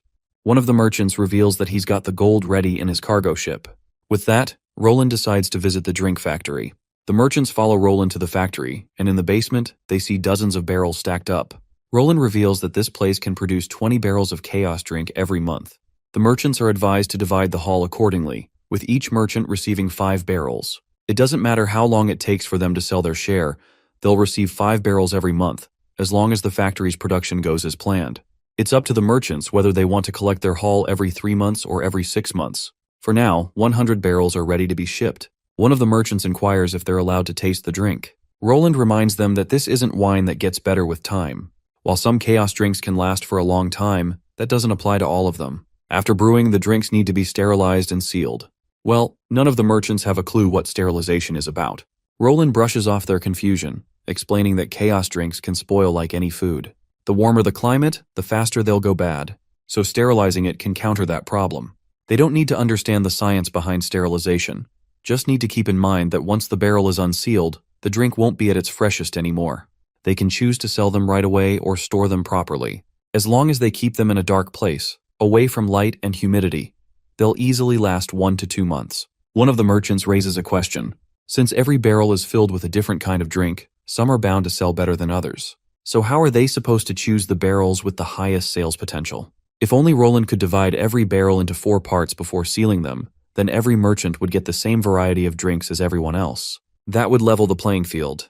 Roland considers this option, but after thinking it through, he realizes it would just pile more unnecessary work on Soraya and Lily. It's not like he benefits from doing this. He doesn't care who sells which drink. So he rejects the merchant's proposal. See, sterilizing the drinks isn't easy. If he starts splitting up barrels, each chamber of commerce ends up with fewer stocks, but more variety, which doesn't actually help their sales. And when it comes to flavors, the northern and western regions have completely different preferences when it comes to drinks. The unpopular ones here might do great over there. As merchants who move goods around all the time, they should already know this. Besides, flavor isn't the issue here, it's how you sell it. They should get the most out of each drink and find their own niche. Eventually, he tells them to go ahead and pick whichever chaos drinks they like. As all the merchants start wandering around, trying to grab the best barrels, Roland sneaks up beside Margaret and gives her a little tip. He points out a certain barrel number and tells her those are the most delicious ones. It's a thank you gift. If she hadn't brought those merchants over in the beginning, the West wouldn't have developed so quickly in just 2 or 3 years. He knows she didn't come to Border Town for business at first, but the town still benefited from her efforts. So giving her this little help now is nothing in comparison. Though this is the only time he'll do something like this, if the others catch on, they'll definitely get suspicious. Margaret gladly accepts the offer, and since he's being so generous, she decides to return the favor with a little inside info. She leans in and whispers that one of the merchants she mentioned earlier, her good friend Hogg, is planning to visit the western region soon. But from what she's read in his letter, he won't be coming alone. Turns out the machines my guy had been selling are becoming pretty popular. Pretty much every businessman who owns mines wants to know more about these steam engines and all that stuff. So there's a good chance Roland will need to ramp up production in the next 6 months. Looks like the pieces are finally falling into place. See, if any of the small kingdoms or towns need machinery, they'll have no choice but to buy the raw materials, equipment, and key components from Neverwinter, because they lack their own industrial system. Which means this will seriously benefit Grey Castle. It's finally time for Roland to start building even more factories. We cut to Tilly, who's writing a letter to her assistant, Camilla, on Sleeping Island. She reports that the months of demons are finally over, and peace has returned to the western region. The celebration was pretty fun, and townsfolk gathered for hot pot. Roland had broths going in 4 massive metal pots. Then he threw in meat, vegetables, whale chicken, and birdkiss mushrooms. The smell was so good, you could catch a whiff from the other side of the river. He called hot pot a Neverwinter specialty, and no party was complete without it. Tilly writes about all the fascinating stuff happening in Neverwinter and why it feels so good to be living there. She also talks about Ash and Andrea's exploits, like how they successfully conquered the southern region. Right then, Ash shows up in the room. The two share a light, friendly chat before Tilly goes back to writing her letter. According to her promise with Roland, the relocation of witches will happen in spring. Now that the months of demons are over, the merchant routes of the fjords will get busy. It will become hard to hire ships and sailors. If they run into any trouble during relocation, they can count on Thunder for help. He's currently out looking for adventurers interested in exploring the sea line. Tilly also tells her fellow to make sure to inform the leaders and merchants in the fjords where the witches are relocating. Spread the word. The sleeping spell service is still open for everyone. There's no need to worry about witches being too far from the fjords after the move. If anyone needs help, they'll still be able to get the right witch for the job. Tilly has a feeling that the route from the west to the fjords will soon become one of the busiest trade routes. Crossing the straits will become commonplace, especially when the converted paddle steamers at the port are finally complete. She further reminds Camilla of the objective behind their relocation to Neverwinter. It's not because they are abandoning Sleeping Island. Neverwinter City is the first line of defense against the devils. It's also the most dangerous place during the Battle of Divine Will. As humans, they must do their part and fight their enemies with all their might. However, even Roland cannot guarantee that victory will certainly be theirs. When the western region falls into the hands of their enemies, the fjords will be the only place they can take refuge. That being said, Tilly's first wish is that they never fall to their enemies. As long as Sleeping Island is still there, they still have hope. We then learn a bit about Camilla Derry. She was originally a noble of the old royal city. Even though she supports Tilly in her decision, Camilla is still reluctant to abandon Sleeping Island. While Sleeping Island may be important, it doesn't mean they should stay there forever, isolated. Tilly wants to see them experience life like ordinary people. Of course, this letter might not completely convince Camilla, but as more witches understand the western region, Tilly is sure that she'll change her mind. Suddenly Molly arrives. It looks like Molly and a few of the witches are leaving for Sleeping Island, so she's here to ask if Tilly has any letters she wants delivered. Much to Molly's astonishment, there are actually multiple letters, all addressed to one person, Camilla. The energetic girl gladly takes on the task of delivering the letters as told. She finally runs off to board the ships. Tilly watches her fellow witches head to Sleeping Island for good. She feels glad just thinking about how all those witches, who had to abandon their home against their will finally return to their homeland. And thus, a new chapter of their lives will begin. The scene then cuts to one of the apartment buildings, where we see Sister Blade waking up. Once she changes her clothes, she heads downstairs to find her fellow Annie already having breakfast. They chat a little, and from their conversation, we learn that Annie is working in the factories, doing the job that Miss Anna used to be in charge of. After a brief chat, Annie heads off to work, and Blade grabs some warm water to take to Hero. It seems that the legless Hero has finally started to grow her legs back. To understand how this miracle happened, we flash back a month. In the infirmary, Nana grimly revealed that Hero's condition was beyond her scope. She could only repair small injuries, like broken fingers, and that was it. That's when Roland breaks it to her that she's more than capable of doing it with the help of Blade. Once Blade turns into her blade form, Nana takes the dagger in her hands. Just by holding it, Nana can tell that her healing abilities have gotten stronger. She promptly starts applying her magic to Hero's amputated limbs, and miraculously enough, Hero's legs begin to grow back like roots, though the process is so draining that Nana can only hold it together for less than a minute. That's when the other witches step up to help Nana. Sister Leaf suggests that Hero take some sleeping pills to avoid the unpleasant experience. Since Spear Passy is also present, she can channel the other witch's power into Nana. A few days later, at the clinic, Hero returns for her leg treatment. Nana once again grabs Blade in her hand, just like the other day. Furthermore, Spear Passy helps transfer Sister Leaf's immense magic into Nana. Anna quickly slashes Hero's ungrown part of her legs, and the little girl begins the healing process. An hour goes by, and both Blade and Nana are utterly exhausted. When Hero wakes up from her unconscious state, she finally has new legs. Tears begin streaming down her face as she's overwhelmed by the sight. In the heat of the moment, she hugs Annie. We then cut to Roland, who is reading reports about the success of Hero's surgery. This surgery helped prove that Blade's abilities increase other witches' power limits. For example, Hummingbird has a limit on how long she can keep heavy objects light. Similarly, the same logic applies to Nana. Creating limbs was way beyond her power limit. However, Blade was able to raise this cap. Something impossible was made possible with her presence.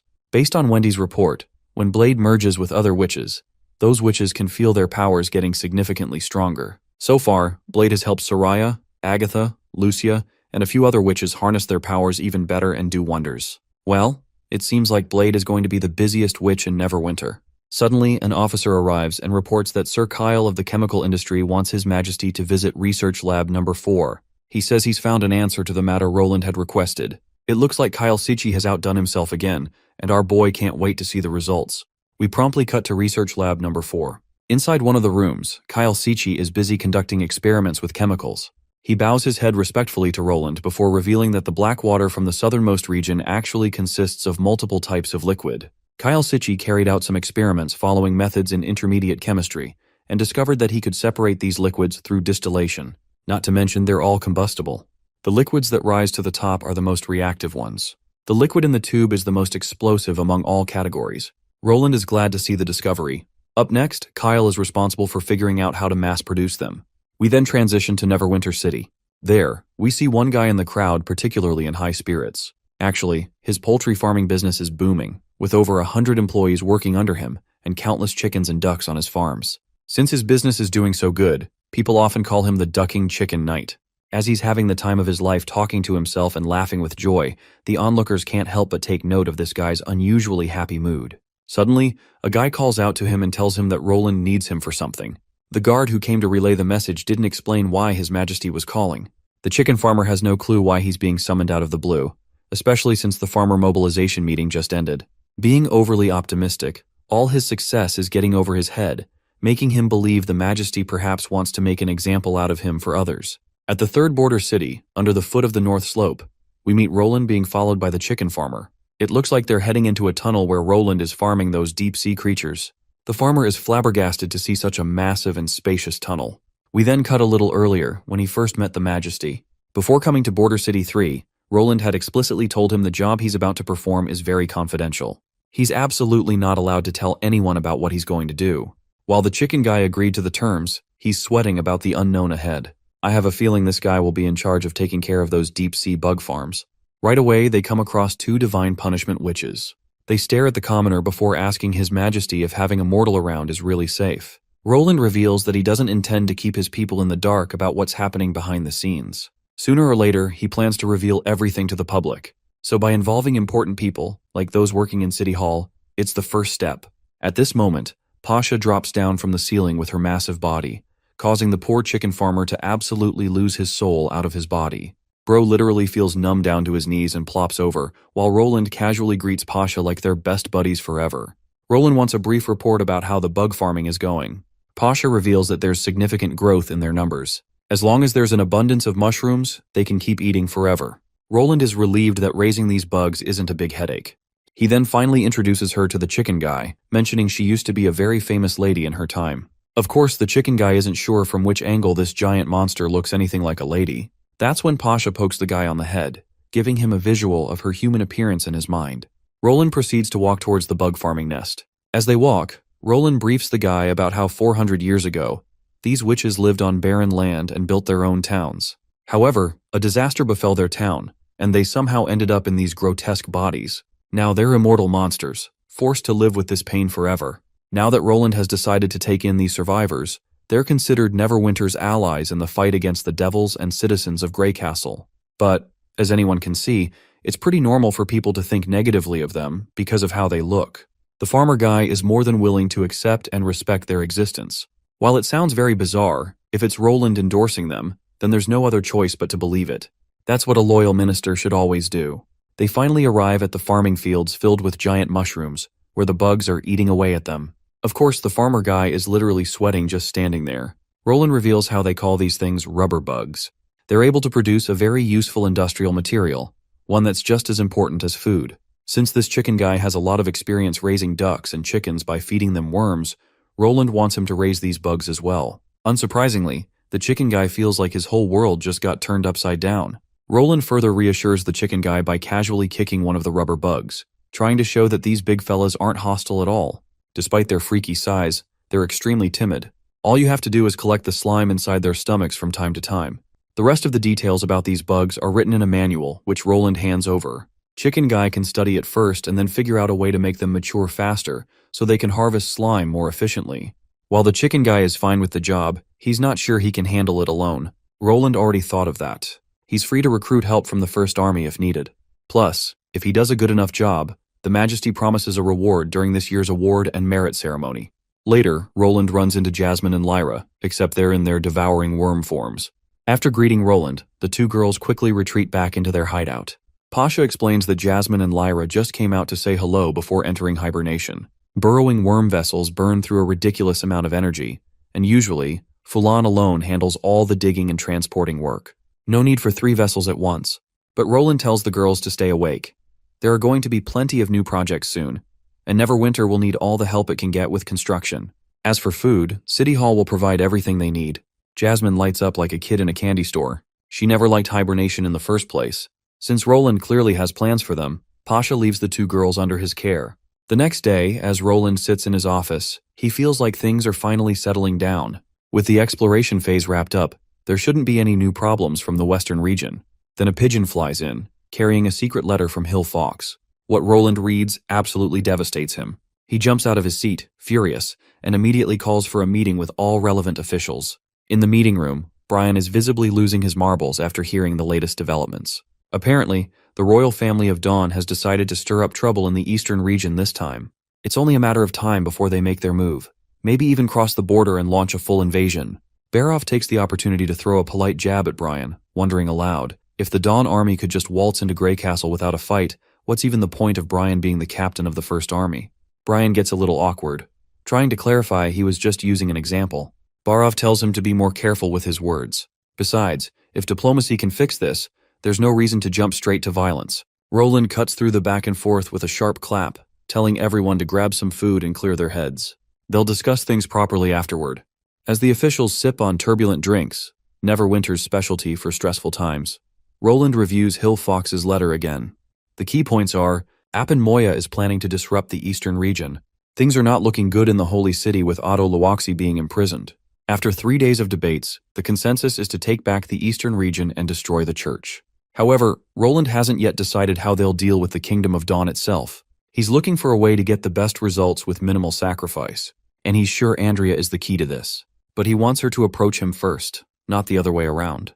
As fate would have it, Andrea walks into his office without being summoned, a perfect chance Roland had been anticipating for. Nightingale offers her some dried fish, but Andrea looks too serious to snack. Turns out she's here to beg Roland to save Otto Luoxi, her childhood friend. Roland is sure that she acknowledges the harsh truth they discussed in the meeting. To pressure Apen into surrender, they'd need at least 3,000 soldiers. To attack the Holy City, they'd need more than 5,000, about 80% of the entire First Army. That's not even counting the costs of horses, carriages, food, and supplies. Roland is trying to subtly talk her out of it, mentally starts listing all the problems out loud, basically trying to deter her without saying no outright. Of course, Nightingale notices and pinches him hard for causing Andrea even more distress. Finally, Roland softens his tone and assures her that if everyone in here is willing to take the initiative and shake up the situation themselves, they can also find a way to overcome the disadvantages. They'll need the help of the 3 major families in the Kingdom of Dawn. If those families cooperate, they can overthrow the Moya family and end the reign of that madman Apen.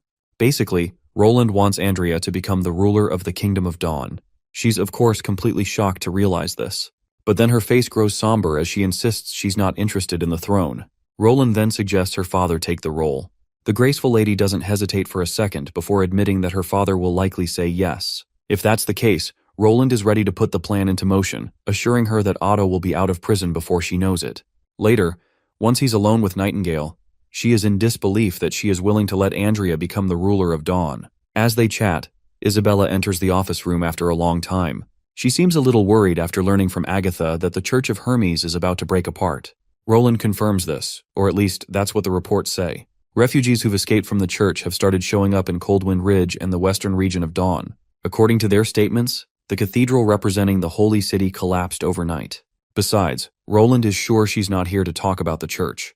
Well, of course she's not. She's not at all concerned about the church. She's here to remind him about the countless berserk pills.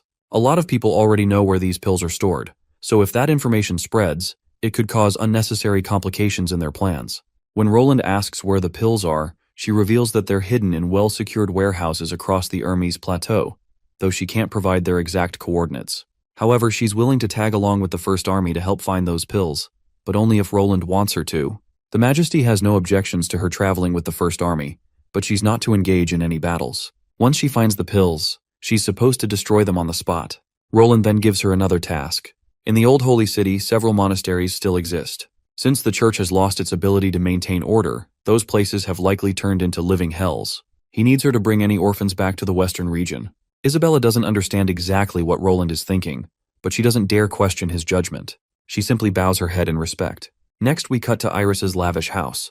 When she enters her room, her brother follows, questioning why she's so late today. Iris shares how Roland has set up a defense department responsible for national-level military matters. If she's going to be this late again, she suggests he just eat on his own. But her little brother believes it's worth the wait as long as he gets to eat with his beautiful sister. While eating, he asks why she didn't speak much during the meeting. She's pretty sure she already had all the answers to the daunting problems Roland has been facing. She reveals that the reason she stayed quiet during the meetings is because she's positive Roland will have Andrea take charge of the issue with the Kingdom of Dawn.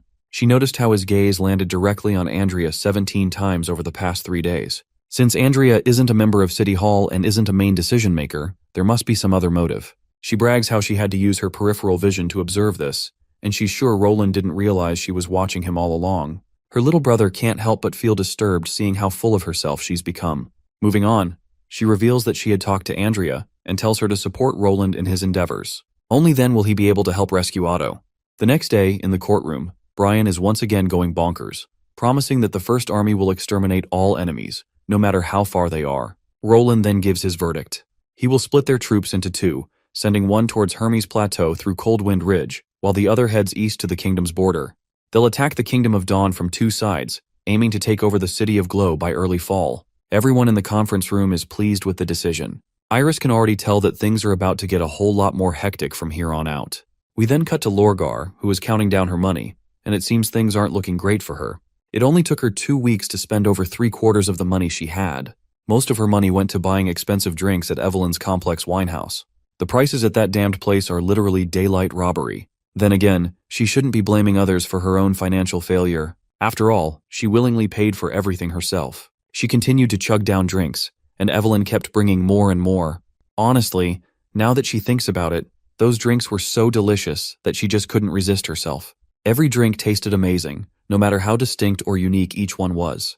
Anyway, seeing her dwindling reserves, the only thing that brought poor Lorgar any comfort was immense sorrow. A while later, she finds herself in a forest. She strips off her clothes and transforms into her wolf form. As she's running through the forest, a monster suddenly charges at her. But Lorgar simply leaps out of the way, causing poor Maggie to dive headfirst into the ground. Of course, we all know it's Maggie. Even Lorgar begins to recognize the sound of the monster, realizing it's someone she's heard before. The wolf lady musters up the courage to ask if the monster is Maggie. Naturally, Maggie reacts with immense shock upon hearing a wolf speak. Just then, Lightning arrives on the scene and asks this wise wolf for her identity. Lorgar immediately transforms back into her human form and introduces herself as Lorgar Burnflame, from the desert. She came here following Ash and Andrea. During her travels, she mentioned Maggie, which is how she had a hunch it was her. Maggie recalls seeing Lorgar back on the ship when she delivered a message to Ash. Meanwhile, Lightning finds it unfair that nobody told Lorgar about her. So, our adventurous girl takes it upon herself to introduce herself to this wise wolf, the greatest explorer in the western region. Well, more like the greatest explorer in Grey Castle. It's then that Maggie notices a small but interesting detail about Lorgar. "Why are you naked?" she asks while staring at her. Poor curious Maggie continues to stare at the naked wolf, earning a bonk on the head from Lightning for making their guest uncomfortable by staring at her. Lorgar quickly gets dressed and asks both of them why they attacked her. Lightning embarrassingly admits that they thought Lorgar was a mutated snow wolf. You see, both of their jobs include patrolling for demonic beasts, hunting food for the castle, and keeping an eye on the entire Northwest. Not to mention, they also steal bird eggs, pick beehives, and play hunt games. Though these activities aren't part of their original job, Maggie is a sucker for them. Anyway, very few people find their way out here. Plus, months of demon activity just recently ended, so it was unusual to see a monster in the wild. Now that Lightning has explained their side of the story, they throw the question right back at Lorgar. This isn't barren land. She could have bumped into demonic beasts, and there are much more dangerous things out here. So both girls are curious to know why she came all the way out here by herself. She then finally comes clean that she's looking for the devils. There are rumors about an abandoned city, and she's heard they were once spotted there, and she plans to hunt those nasty beings down. Lightning can barely hold back her laughter as she watches this gullible woman speak so bluntly about devils, as if they're just stray dogs she can take down. She finally reveals to this not-so-wise wolf that it's been over 400 years since devils appeared in Tequila. There's always the danger they could return at any moment, which is exactly why she patrols these lands. However, if she wants to find the abandoned city, it's going to take at least a week. The barren lands cover a vast area. If her directions are off by even a little, she won't find that city.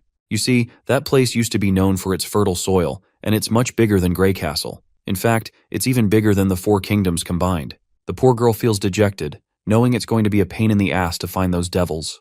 Meanwhile, Lightning can't help but notice how Lorgar's been putting her life at risk. Following rumors to find Devil's origin. So, both adventure-seeking girls get excited and invite Lorgar to join their exploration group, offering her more security and freedom to explore uncharted territories with them. But it looks like the unwise wolf isn't interested in playing games with these little kids. However, her curiosity peaks when Lightning reveals she knows where the Tequila ruins are located and is willing to take her there if she joins their team. Lorgar is sold instantly, and Lightning further glamorizes how she and Maggie are the only ones who've had the liberty to touch its walls. It's not just tequila, though. Lightning knows a lot about the devils, too. She's even fought powerful elite devils before. She knows things nobody else knows. Night falls, and while Lorgar may be reluctant, she has no choice but to tag along with these little girls, especially since this seems to be the only way to gather more intel on the devils. After a short journey, they stumble across a little hut smack dab in the middle of nowhere. It seems to be Lightning's base, where they'll rest for the night and continue their journey tomorrow morning. Lightning starts a bonfire and sits down to smoke some barbecue sticks. Lorgar is quite impressed by how cozy it is, wondering if they built it themselves. Lightning claims they didn't build it. It's just a natural shelter they stumbled across. The trunk was hollowed out by bugs, and its branches fell due to weathering. The branches and leaves created a natural canopy. As for the windows and door, Maggie and she made them.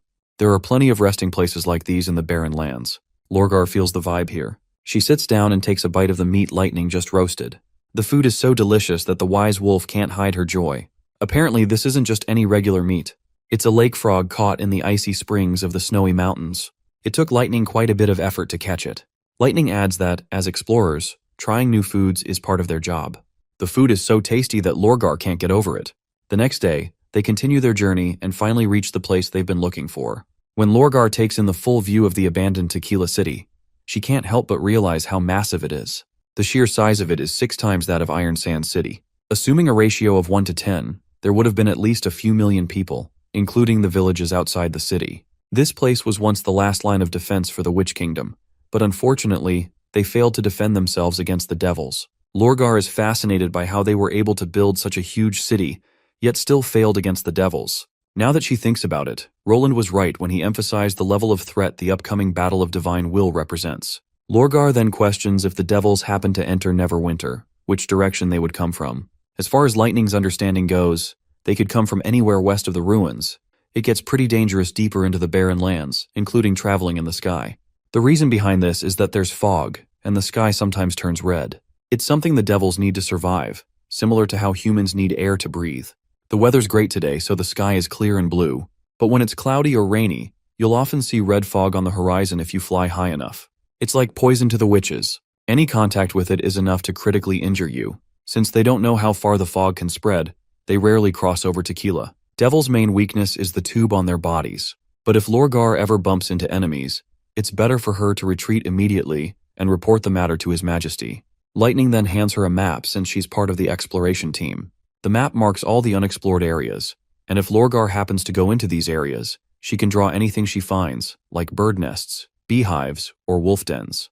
The most important rule is that she's not allowed to keep all the loot for herself. She has to share it equally among the team members. Lightning then reveals that they'll be leaving Neverwinter because Roland is about to dispatch the First Army to the Eastern region and Hermes. It's likely that she and Maggie will have to leave with the First Army and won't be back for a few months. So, while she helps the First Army sniff out the enemies and fine-tune the cannons, Lorgar is to stay here and explore the barren lands. We then cut to Border Town. In the office, Roland looks utterly exhausted. Ever since he gave orders for the expedition, he's been holding several meetings a day. The feeling of having power was great at first, but now it's starting to tire him out. If he didn't have Scroll organizing and filtering out the numbers, he would have left all this work to his subordinates. It's then that Iris appears in the office with a revised battle strategy in her hands. According to her strategy, they can use the powers of the witches and Tequila people to initiate random raids in various locations. This way, their enemies will have a hard time defending themselves, and they'll be fighting them both in the sky and on the land. Roland understands the effectiveness behind her strategy, which is expected of Iris, though it's not perfect. If he wants these strategies to be carried out smoothly, he'll need to ensure the Tequila witches are willing to listen to his orders. So, to make sure of that, he'll need to get them experience the dream world at least for once. The next scene takes us into the dream realm, where Roland wakes up to a phone call from Garcia. He picks up the phone, and she's already mad that he hasn't shown up at the promised time. After all, he was the one who wanted to learn more about the corrosion of this world. The association decided on a time for newcomers to visit, and it's happening this afternoon. She tells him to come to the designated place after he has breakfast. Roland questions why it's so urgent since the meetup was supposed to be this afternoon. Garcia yells at him again, reminding him that he's not the only new member, and they need time to meet with other members from different regions. In order to avoid her wrath, Roland gets moving. He meets Zero in the other drawing area and informs her before leaving the apartment. She thinks maybe he's going out for a morning jog, and Roland kind of confirms it. Before leaving, He assures her that he might be a little late, so she'll have to fend for herself. With that, he walks out, shutting the door behind him. As Roland walks through the streets, he notices a lot of people on their daily jogging routines. This motivates him to go jogging himself. Once he arrives at the storeroom where he's set up his new base, we meet all the witches from before. After pleasantries, Roland drops a tidbit about a special task he has for them. According to Garcia, the association will bring the new members to their headquarters when they show them around. They usually keep the location of the headquarters a secret, and that's why Roland wants to take this opportunity to figure out where they've been storing the force of nature. To do that, he needs their help. Fadi is all in to assist Roland with her bugs. She plants one of her bugs inside his body so she can always know where he is and what he's doing. Looks like bro dislikes these creepy crawlies just as much as I do. Back to business. He wants to confirm if they've all learned how to hail a taxi by now. The girls quickly explain the step-by-step procedure for getting a taxi and the etiquette for riding one. Once they arrive at the headquarters, Roland wants Ling to sneak inside. Even though there are no divine judgment stones in this world, there might be another method the association is using to disrupt magic, so they all need to be cautious. If they think the infiltration plan is falling apart, they can prioritize their safety and retreat. One of the witches is told to stay behind and take care of everyone else. Roland further offers her money for takeout, which should be enough for 3 meals a day. The meat girl quickly expresses her desire to join the infiltration team, as she's also good at infiltration. But Roland assures her that her contribution isn't necessary. If she does exactly as she's told, he promises to take her to the cinema next time. The girl's eyes light up and she becomes all cute and smitten when Roland pats her. A while later, Roland finally spots Garcia in the corridor. The guy sprinted down here and is now panting heavily, as if he just ran a marathon. Garcia notices him and decides to end her phone call. It looks like Roland overheard a bit of the conversation and wonders if the Clover group is talking about demolition again. Garcia responds coldly, saying it's none of his business. They have some small talk, and during the conversation, Garcia asks about the girls who have been living with him in his house. Roland quickly brushes the topic aside, eager to change his clothes before doing anything else. A while later, Bro returns looking like a true gentleman in a 3-piece suit. Since it's his first time visiting the headquarters, being a little formal is natural. Now that he's becoming an official member, he can't afford to be too casual. Otherwise, they might think he's rude. It's clear Garcia is a bit flustered seeing him look so good, but being the tsundere type, she brushes off the compliment and decides to move on to avoid further embarrassment. Later, the pickup bus arrive and they proceed to get on. Roland notices the bus doesn't have any number plates, and he can't see what's inside through the windows. Just as he's about to board, Fadi and the other witches signal Roland before getting into a taxi, letting him know their plan is going just as intended. Garcia finally ushers Roland onto the private bus, so private that even the windows are meticulously blocked. As she drags him to the last seat, he asks if the guys on the bus aren't her colleagues. Garcia explains that the Martialist Association isn't a company. Most of the people on this bus are like him. They've just awakened, so it's their first time seeing each other. Roland notices the strong hostility emanating from these guys. Garcia then reveals that not every awakened person has noble intentions. Some of them used to be fence-sitters, and they were forced to lean toward the association due to how bad the erosion had gotten. It's normal for these guys to be in unusually bad moods. In the past, conflicts arose where new awakeners killed association members during their missions. Eventually, the defenders had to step in and eliminate them. If any of them try to provoke him, she suggests ignoring them. The association will punish them severely. The force of nature granted to them by the gods was meant for self-defense, not to take things from others. If they don't stop the erosion, this world might cease to exist. Many are so busy enjoying their powers that they've forgotten their responsibilities. Roland understands. It's possible that the witches 800 years ago thought the same way before they established the Union to fight against the devils. Out of the blue, the bus comes to a sudden halt and begins to descend. Garcia reassures a nervous Roland that they're just in an elevator. She shifts his attention to the outside, where they can see the floors as they descend. Given how many floors this place has, even the entire third border city seems like a small town in comparison. The others are also fascinated by the massive size of the headquarters. Roland starts to worry if Ling will even be able to find her way down here. Eventually, they reach a spot with a giant monument standing in the middle. Soon after, people start pouring out of their buses, instantly crowding the area. The reason for the crowd is that the association has countless branches, but only 2 headquarters. If he wants to experience the erosion by himself, he must visit one of these 2 headquarters. Not only can you see erosion here, but you can also touch it. However, it's better to avoid physical contact. The lights go down, leaving only spotlights illuminating the monument, and one on a woman who appears out of nowhere on stage. She welcomes everyone to Prism City and introduces herself as Lan, the chief disciple of Rock's defenders. The audience, however, isn't really interested in hearing her talk. After all, they didn't travel all this way just to be greeted by a chief disciple. They want the real deal. Lan calms the eager crowd down and explains that the defenders usually welcome the new disciples. However, something happened in Sky City, and as a result, the master and the other 3 defenders had to leave a few days ago. Since she didn't want to delay the tour, she stepped in to continue it. Since many people here have been awakened for years, she can't truly treat everyone as newcomers. But now that circumstances have changed, she views their arrival as a sign that everyone here acknowledges the association's power. Naturally, everyone must push everything else aside for now and focus on defeating the fallen evils. The association doesn't care about their identity or status, they only care about future performance. The more dangerous the situation, the more important it is for the Awakeners to work together. If any of them can't accept the association's methods, they're free to leave. The room falls into silence as Roland can't help but notice how cunning the chief disciple actually is. Garcia grows a little agitated at Roland's unspoken criticism of her soul master. She further suggests that Roland stay out of her master's sight, as she has no patience for irresponsible people who are always late to arrive. The chief disciple cuts through the chatter with sharp, resounding claps. Since no one is leaving, she assumes everyone has made their choice. With that, the association welcomes all newcomers. She requests everyone to follow her as she wants to show them the disaster the world is about to face. Everyone will soon realize how close the battle of divine will is to them. The mention of the divine will shocks Roland. It doesn't make sense as to why is she speaking about something that doesn't belong to this world. Roland then notices Garcia's calm demeanor, which indicates that she already knows all about divine will and whatever else the chief disciple has mentioned. Once the speech concludes, the chief disciple leads everyone down more floors. By now, Roland is dying to know why the headquarters is so deep underground. It seems excessive if they're only trying to protect themselves or keep things confidential. Garcia assures him not to be too surprised. This place used to be a mine, and the lift tunnels were modified from abandoned mining caves. She then points out that some of the floors are new, dug further down as the erosion spreads. She reveals that no one can stop the erosion, not even the association. Rather than just protecting itself from the erosion, the association focuses on dealing with awakened individuals who have ill intentions.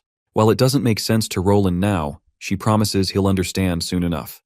As all the participants take their seats in one of the auditoriums, Roland notices how well guarded the entire room is. The chief disciple grabs everyone's attention and begins narrating how an evil force has appeared in their world. The number of fallen evils increased drastically, threatening the lives of awakened individuals. However, she clarifies that the so-called evil force is not evil at all. Another world is overlapping with their own. She then reveals the source of this erosion, which is a dark red hole-like thing. Roland has no clue what it is, while Garcia reveals that this is a small part of the erosion. The entire world is becoming riddled with such holes. This is the essence of the erosion. One person stands up and insists on further explanation about this erosion. Everyone has questions. They all want to know what this other world is and what these fallen evils are. The chief disciple silences them all and proceeds with a little presentation to clear up the confusion. After a brief verbal explanation, she demonstrates by shoving a stick into the red hole. The stick erodes as soon as it makes contact with the bubble. One of the guys volunteers to try it by himself. Once given permission, he stands in front of the red hole, pours magic into his hand, and tries to grab the bubble.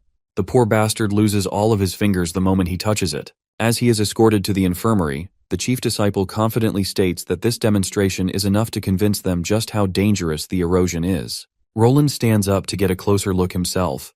When he examines the red light coming from the hole, it looks strangely familiar. He recalls seeing something similar on the Divine Land. Specifically, one of the 4 paintings had shown this. The chief disciple seems to recognize Roland.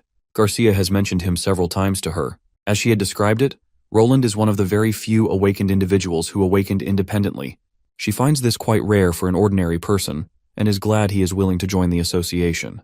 Even though she despises people who are always late, she supposes it's a common flaw among many. In her roundabout way, she assures him that his shortcomings can be overlooked if he showcases his full potential without holding anything back. Otherwise, he will be eliminated eventually. She then suggests he return to his seat if he is done examining the hole. Roland says nothing and sits back down. According to the research files from the underground civilization, the red moon is key to converting magic. It is also the foundation for the existence of dreams. Witches can see the true form of the red moon because they are in the real world. But this place was created using his and Zero's memories. Meanwhile, Garcia is certain that Roland must now believe her, as everything is right before his eyes. Roland has never doubted her judgment. However, he doesn't think her master is as intimidating as Garcia had made him out to be. Of course, the eye patch lady has no idea what he is trying to imply. Roland then adds that the chief disciple has said a lot of things to him, something about him being extraordinary, and how the association really desires his contribution. Garcia isn't sure what she's talking about, since she didn't see her master say a single word while he was over there. The way Garcia mentioned it, though, makes it sound like she literally saw nothing, which kind of shocks Roland out of his wits. Meanwhile, the chief disciple decides to start explaining all the juicy details she's got. First, about the source of the erosion. The world they're living in isn't flat. It's more like a membrane. The membrane has a curvature, in other words, it's bent. Some places are more curved than others. So, if there are other worlds outside their world, there's one possibility. Two worlds have started overlapping at a certain point, which is causing the erosion. Of course, whatever she's saying makes absolutely no sense to anyone. Meanwhile, the lady continues to point out how this overlap caused the two worlds to temporarily share a connection. She doesn't know how this will affect the world over there. But this world they are currently living in is definitely being influenced. Power coming from that other world is causing natural phenomenons. Whether it's martial artists or fallen evils, the power gained by all awakeners is connected to this. Everything is linked together. Of course, the awakened folks get annoyed when they hear the harsh truth. Their powers are a byproduct of this erosion anomaly. They strongly object, stating that their powers belong to them and no one else. She admits that martial artists can control their powers, but fallen evils can't because martial artists are in the early stages of the overlap. As the energy spreads, more and more martial artists will turn into fallen evils. It's a struggle for survival. If they don't defeat the fallen evils, not only the normal awakened people, but the human world will be completely destroyed by them. Roland suddenly wakes up in his office, startled by Nightingale. Once he's done dismissing Barov, Nightingale points out how he's been zoning out a lot lately. She wonders if it's related to the dream world's erosion. Roland assures her that there's nothing serious going on. It's just that he's a little confused about a few things, nothing to worry about. Seems like it's already been 4 days since he left the dream world. Faldi managed to locate the headquarters, but Ling failed to infiltrate it. Then again, there weren't any setbacks, so it's all good. Nightingale creeps up on him again to remind him how he's zoning out once more. Once again, Roland assures her that everything is fine, but Nightingale knows he's not being completely honest. She suspects that maybe he's been doing some questionable, immoral stuff with those witches in his dream world. Poor guy defends himself against the baseless allegations, claiming that he only let them try various kinds of food. Nightingale assures him that she's just joking around. She's actually worried about his safety since she can't be in his dream world to protect him. She fears that being left alone with 20 thirsty witches craving pleasure might end up causing him more harm than he realizes. Of course, her wild imagination only earns her Roland's disdain while she continues to act sly and nonchalant, claiming she's just joking. Roland teases her back, saying that if he had her ability, it would definitely tell him she's lying and that she's been trying to ask this question since the very beginning. Finally, Nightingale admits her mistake. Suddenly, there's a knock on the door, and in walks Hunter Iron Axe. Roland hopes that Iron Axe already knows the battle plan for Neverwinter. Looks like Iron Axe isn't aware of all the details, though. He only got a little information from Brian, but there's one thing he doesn't understand. Brian will be responsible for taking over for him and protecting Miss Echo in Port Clearwater. If that happens, who's going to be responsible for the Eastern Battlefront? Roland points out that Brian is still lacking in experience. His defense is solid, but accidents are bound to happen if he leads a huge army by himself. So, Iron Axe will be in charge of the army heading east. The brave hunter then curiously asks who's heading to the west. Roland expresses his desire to handle it himself. We then cut to Agatha, who's asking Isabella if she's ready for their trip, since they'll be leaving tomorrow, and she doesn't want her falling behind. Isabella reveals that she doesn't have any spare clothes, and she doesn't know what to bring. Hearing this, Agatha decides to take her shopping for new clothes. While Isabella feels warmth from Agatha's kind gesture, she reveals that she doesn't have any money. The Icy Witch is more than happy to lend her some. Even then, Isabella isn't sure if she can muster up the courage to enjoy pleasures unless she finally sees the outcome of this divine war. Well, the Icy Witch isn't sure if staying dejected like this all these years will be worth it. After all, the divine war won't end that soon, so she gotta lift her chin up and enjoy the time she has, since worrying about the future won't help at all. This is the moment Isabella gets overwhelmed with emotions and happily embraces Agatha's extended hand. Later that night, we see Roland sleeping with his best girl, Anna. The girl isn't sure if they should be getting laid when there's so much to take care of. Roland reassures her that they've been preparing all this time, so they deserve this little break together. Plus, this expedition isn't just about fighting. Publicity is important too. They've got to make an impression, and it's not possible if he doesn't have a beautiful female partner by his side for the banquets. Let's not intrude on their privacy and let them enjoy this night they are sharing. The day of departure arrives, and Roland's big steamboats have started sailing. On one of them is himself and Nightingale, and they're about to arrive at Redwater City. He tells her to inform all advisors to gather in the upper observation room for a meeting. Later, once all the big shots have arrived in the meeting room, one of the guys reveals that Redwater City is the second most developed city in the central region, aside from the old royal capital. Its territory is huge, and there are many nobles. So, he's afraid they won't be able to take care of things as quickly as they did with Willowtown. He suggests organizing a meeting with the leader of Redwater, Earl Delta, to try to convince him before issuing orders to redraw entrustment rights. That being said, the guy is sure that many nobles already know the purpose of their visit, and if those guys still decide to go against their plan, the guy suggests sending out the army right away to obliterate them. Roland then inquires if there's a faster way to handle this. Actually, he doesn't want to spend too much time visiting Willowtown, as there are still a few cities left to visit after their current target. If they take this much time in every city, summer will be over before they even reach Coldwind Ridge. This is when Iris steps forward with a solution in mind. However, her solution might tarnish Roland's reputation a bit. We cut to the nobles of Willowtown, who are fuming after reading the letter sent by the Majesty. The letter highlights how Roland Wimbledon has taken away all the rights belonging to the leader of Willowtown and claimed the land for himself. The nobles are livid just thinking about how this so-called king has been stripping every noble of their status and taking their inherited lands for himself. But what can they do against such a powerhouse of a king?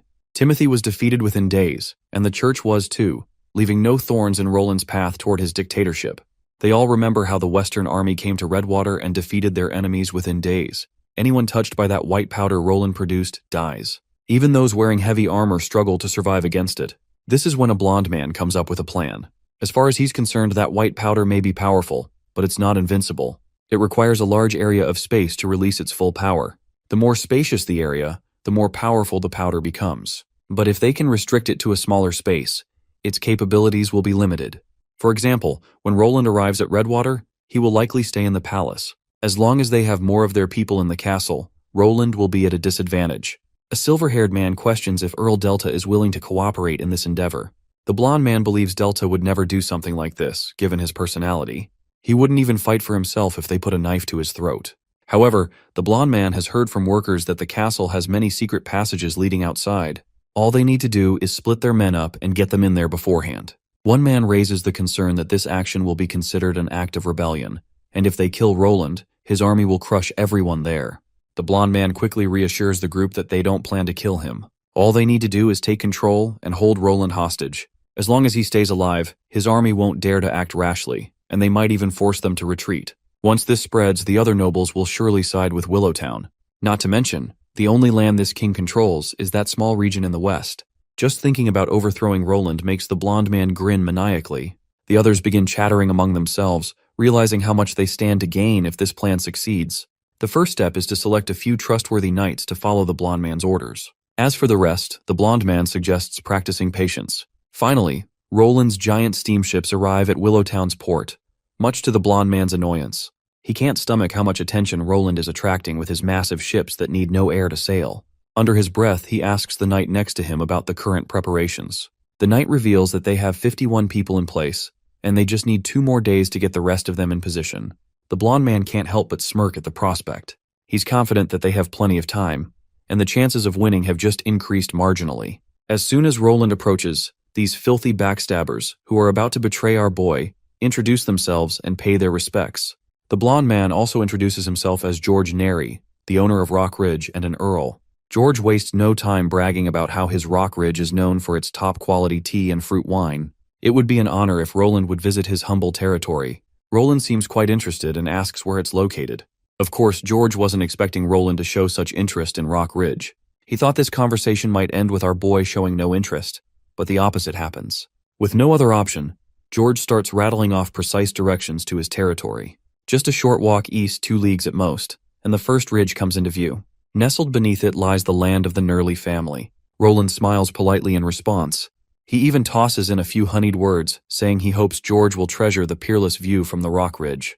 Then he just walks off, leaving that bastard George standing there, stewing in his own thoughts. Everything's going according to plan. He wants Roland to fall soon enough, because he's damn tired of pretending in front of this soft-spoken trash king. The night is still young, and love is in the air when Roland enters the banquet hall. On his arm is the woman he treasures most, a vision in formal wear that makes half the room forget how to breathe. Behind her trail Iris, Isabella, Phyllis, and a contingent of knights dressed like royalty. As he catches up with the nobles, we see some guy offering a drink to George. The guy accepts the drink and asks the man if he has any insider info regarding Roland. While the man doesn't have any strong leads, the lady beside Roland feels kind of suspicious to him. She just stands out too much. If she were from a noble family, he would have known about her by now, but that doesn't seem to be the case. That's when George smirks and reveals that she's likely a witch. This bastard clearly has a massive hate boner for witches, and he's already thinking about enslaving all these bitches. I mean witches once Roland falls. The two bastards then clink their glasses and have the time of their lives drinking and scheming. As the banquet continues, with these shady dudes plotting Roland's downfall, one of the fat cats silences everyone so the Majesty can speak a little. Once everyone's eyes are on him, Roland starts his speech by thanking the Earl for hosting such an extravagant banquet. He's also genuinely happy to see so many important figures attending. He's sure that almost all the nobles residing around Redwater City are here tonight. That fat cat confirms that aside from two nobles who claim to be ill, everyone else is present. With that, Roland decides to seize the moment and drop a truth bomb. From today onwards, Redwater City and all the surrounding territories will belong to the Kingdom of Greycastle. In other words, they'll belong to him, and literally, no one else will own any land. This, of course, shocks the hell out of everyone present, especially George, who looks absolutely boggled out of his damn mind. He can barely believe Roland Wimbledon managed to convince Earl Delta ahead of time. Earl Delta himself is sweating his sagging sack of balls, worried about the backlash he'll face for siding with Roland. He was hoping Roland would ease into this bombshell, not drop it like a damn meteor. But Roland shuts this pig up real quick. He knows exactly what kind of people he's dealing with here. Some of them will hop onto the carriage of progress and ride alongside him. The rest will turn to dust trying to block his path. Naturally, the fat cat is boggled by the idea that Roland already knows about their shady schemes. In response, Roland assures this bastard that he has the ability to read people's hearts. Iris steps in to emphasize Roland's might. All the nobles need to do is repeat what she says and they'll realize there's no hiding their true thoughts. Roland can tell that none of them have been truthful to him so far, but understandable. If he were them, he wouldn't trust some king from Greycastle's borders either. He gestures for Iris to continue. She begins the next line they're supposed to say, "Even though I don't understand what Roland wants, my right to freedom isn't that important to me. As long as I have other ways to gain profit, I'm willing to give it a try." Naturally, the nobles all start parroting the line, but Roland notices that only 4 of them actually mean it. Still, just being willing to try is enough to earn a ticket on the bus of evolution. In the face of change, the courage to try is the most valuable trait. So he tells a few selective nobles to step aside. Meanwhile, George is absolutely losing his marbles watching these bozos so willing to follow Roland's ideals. Since they don't seem the least bit worried about losing their lands, George starts thinking maybe these idiots are just puppets under Roland's control. Now, it's time for the third sentence these hobos are supposed to recite. And since Earl Delta is the biggest coward in the room, he is first to recite the lines. The others follow him soon after. Roland once again filters out the 2 who were being honest. George, on the other hand, has officially lost his bananas. He has no damn clue how this new king managed to get everyone on his side. This should have been impossible. If Roland had been in talks with these people, George would have noticed. Roland, meanwhile, tries to hammer some sense into these bastards that surrendering to a higher power isn't something to be ashamed of. Human society has always formed hierarchies based on power. It's important to understand where you stand and to know your limits. He then further assures them they won't be treated unfairly. Iris continues to chant each line our guy wants these nobles to agree to. Eventually, Roland presents the final sentence he wants these bitches to say. This line is designed to confirm whether they still harbor any intention of assassinating the king to save their lands. Once they hear that last line, a heavy silence falls over the room. George looks like he's about to pass out. One of the nobles hesitantly declares that he'd never betray the Wimbledon family, and George and the rest echo the same. But Roland knows better. He already sees through their thoughts. He knows they're planning this shit in their heads right now. He promises them that if they act on those thoughts, their crimes will be revealed. And by then, they won't even deserve to work in the mines. They'll get only one thing, death. With that, Roland commands his unit to bring these traitors to their knees. George, of course, thinks he can easily wipe out this small unit. Even if one of them is a witch, as long as he and his crew are wearing the stones of divine judgment, she can't do jack shit. He instantly gestures for his fellow to execute their plan, but the guy immediately starts throwing a tantrum, complaining that they're being accused of something they haven't even committed. Roland shouldn't be so sure without any hard evidence. These bitches can whine all they want, but my guy remains unhinged. Meanwhile, George is foolish enough to think that he has the upper hand. His ally charges at our party with a massive sword, but it's the bastard who loses his head in the process, leaving George and the others shitting their pants. One by one, Phyllis butchers all of those who had been plotting Roland's demise. George is struck by a reality check he can't even fathom. The few others who remained behind quickly fall to their knees and surrender right away. It is then that George realizes that it's Roland who is playing real chess while the others are playing checkers.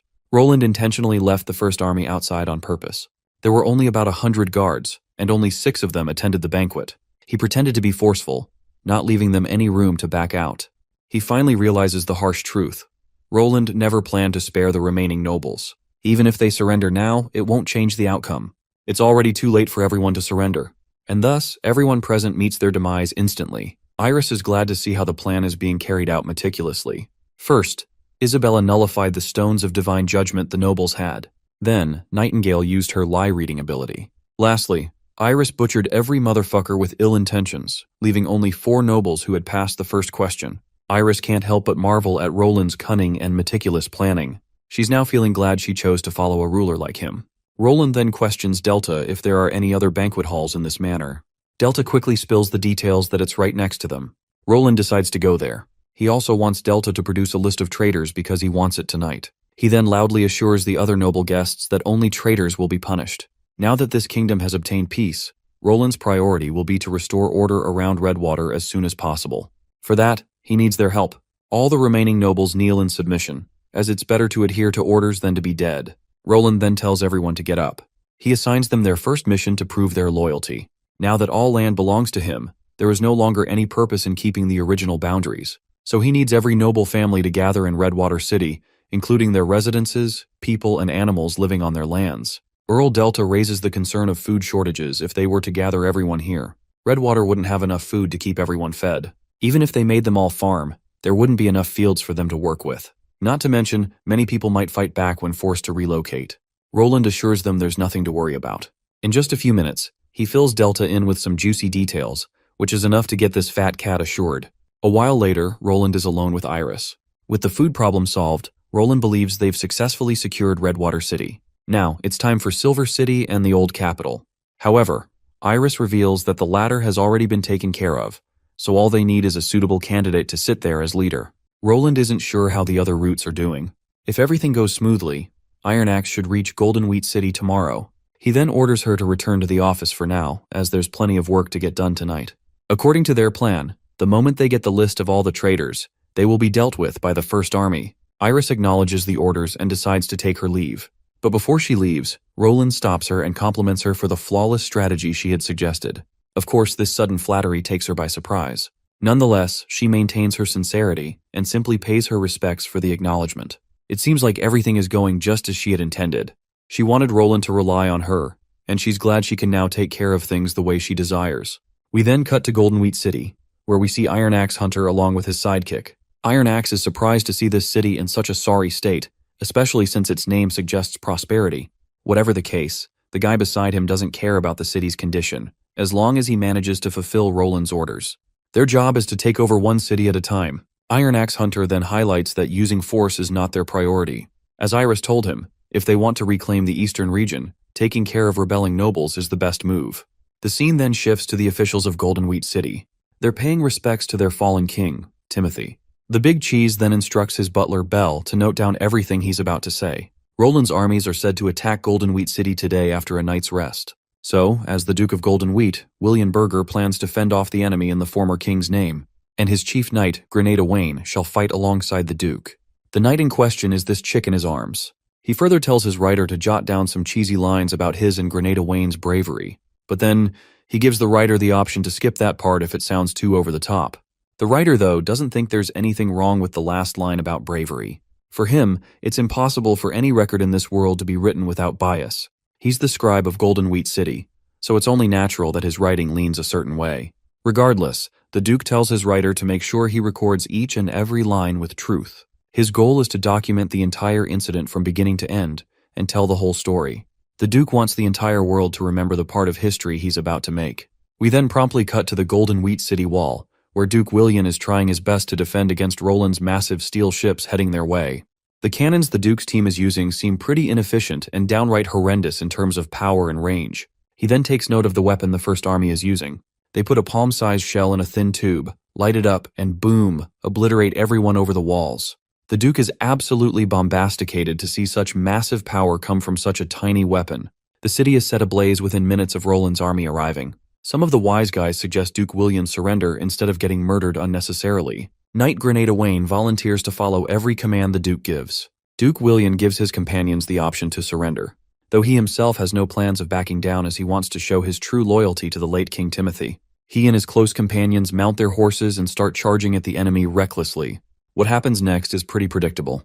These poor hobos can't stand up to the barrage of bullets coming at them, and thus, the battle ends with the enemy dying a dog's death for not surrendering. But those who did surrender are met by Hunter Iron Axe, expressing their desire to meet Roland.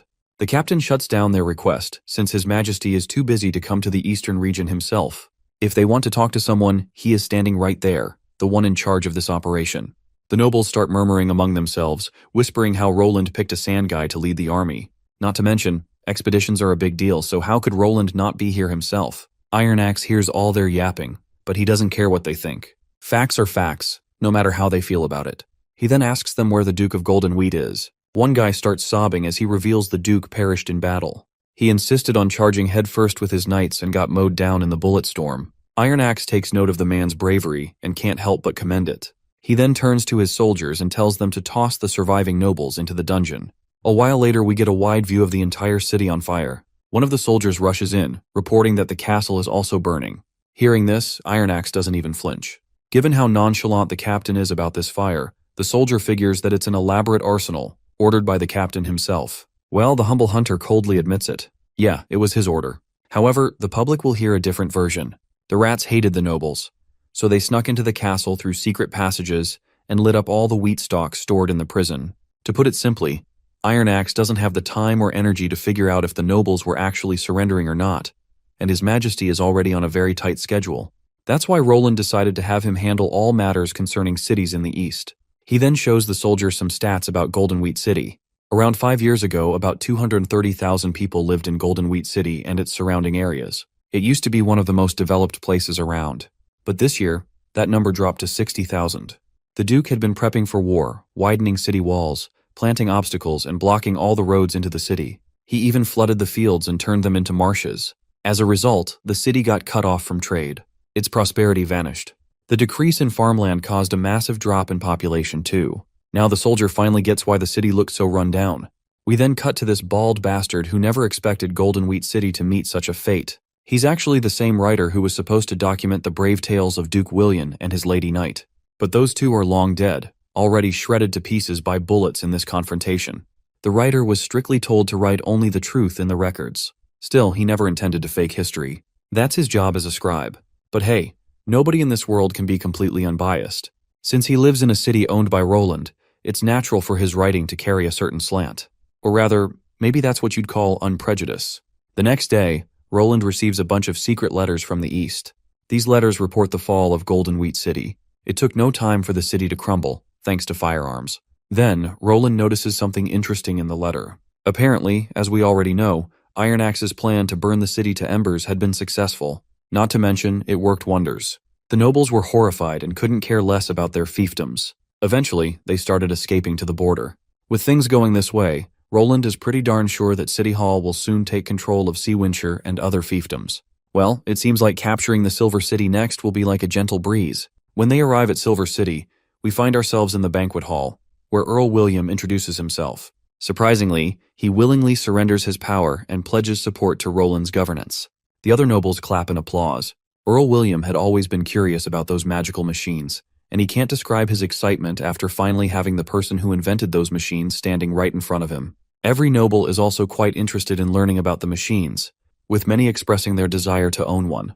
Roland is a bit overwhelmed by everyone's enthusiasm. If only other cities were as cooperative as Silver City, it wouldn't take him long to conquer them all. Later, Roland stands on the balcony with Earl William. When he asks if William knows anything about the Gillen family, the dude reveals that the last member of the Gillen family changed his surname. Now, that piece of land belongs to the Somi family. Roland inquires why this surname change took place. William explains that the Gillen family likely couldn't bear the weight of their responsibilities alone, so they decided to join another family. If Roland wishes to know more, William is willing to summon Gillen for him right now.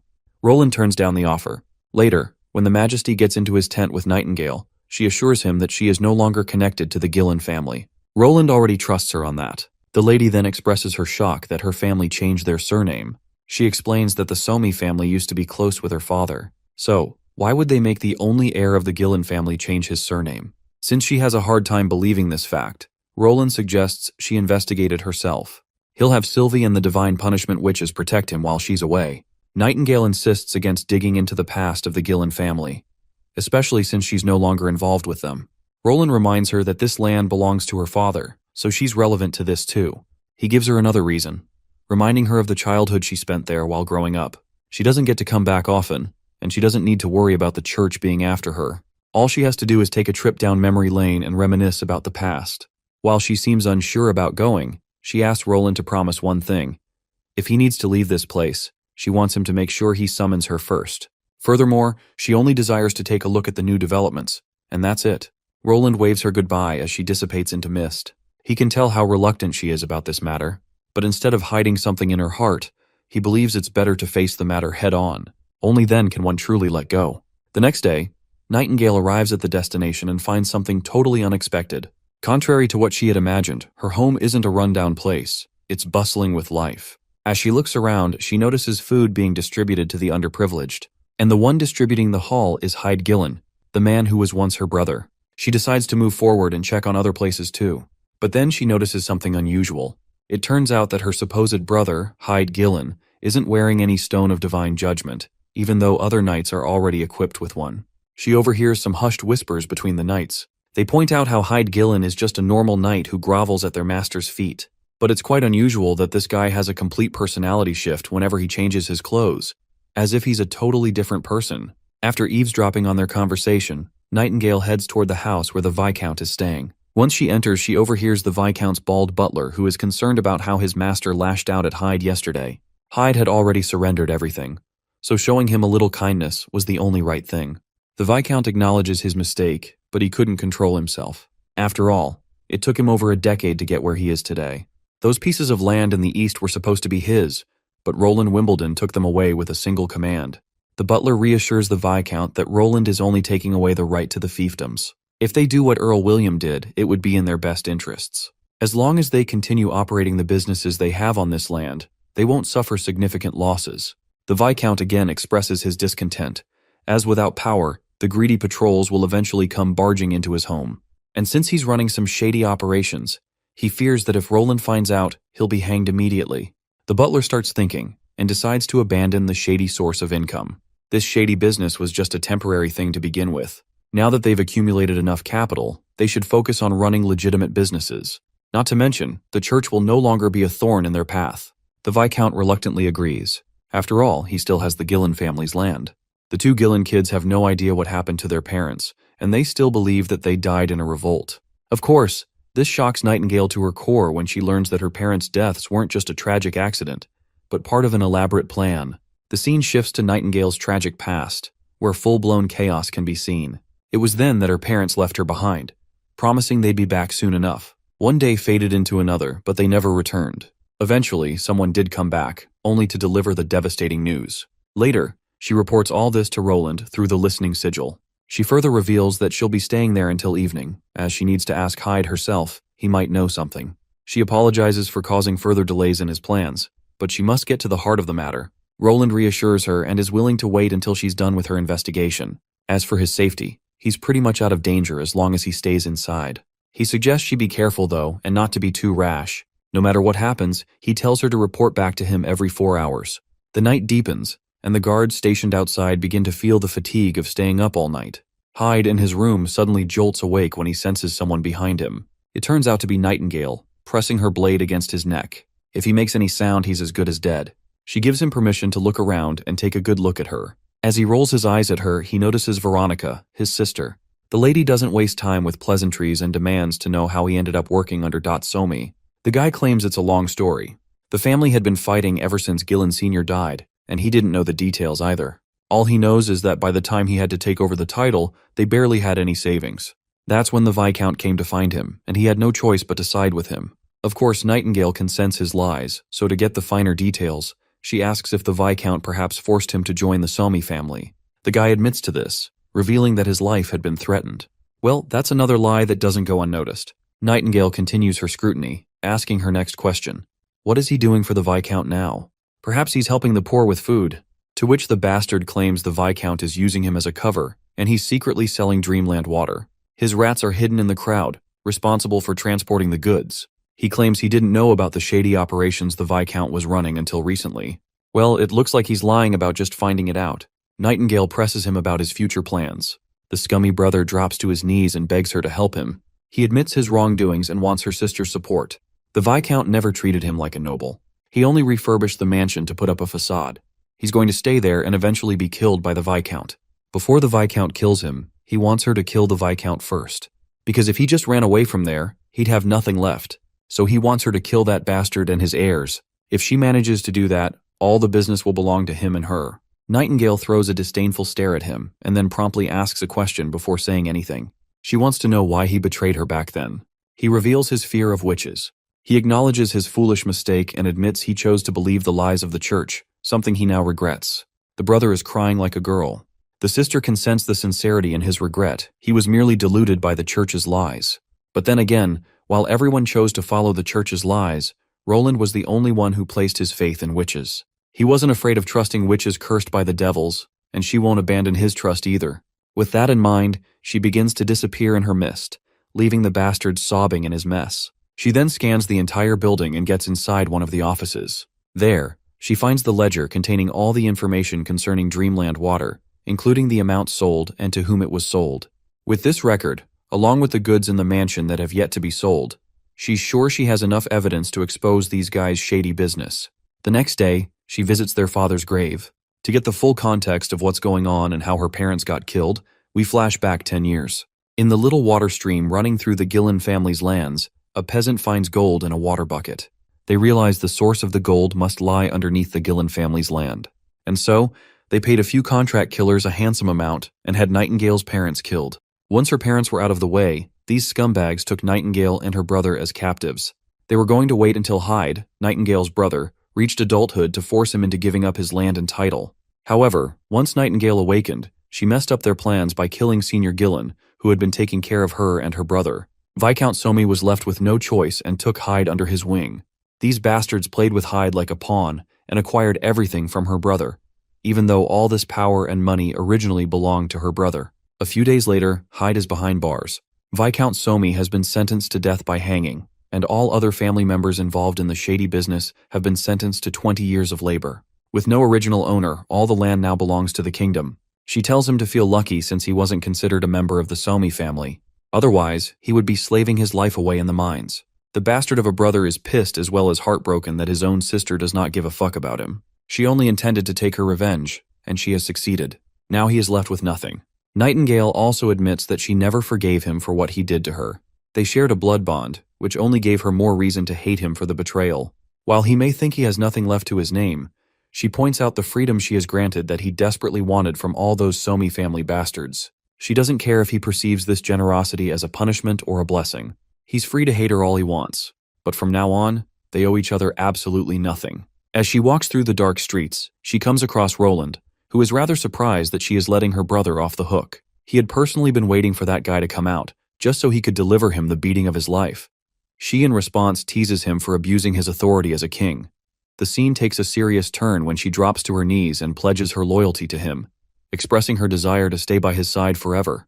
Unsurprisingly, Bro is startled by her sudden gesture, especially since they've already gone through this once. But as it turns out, Nightingale just felt like saying it again. So she did. In this case, Roland also decides to say what she desperately wants to hear. He responds to her words by approving her pledge multiple times, something Nightingale longed to hear. They share this moment with warmth and camaraderie. Days go by and we find ourselves in the old capital city. There, two kids on a rooftop are watching the king's carriage make its way through the streets. The crowd seems quite welcoming of his presence. That rooftop girl is smitten when she sees Roland waving back at them. But her brother reminds her that he's simply waving in their general direction. The girl gets annoyed at how stingy her brother is being. She can already tell that His Majesty Roland Wimbledon is a hell of a lot friendlier than the second prince.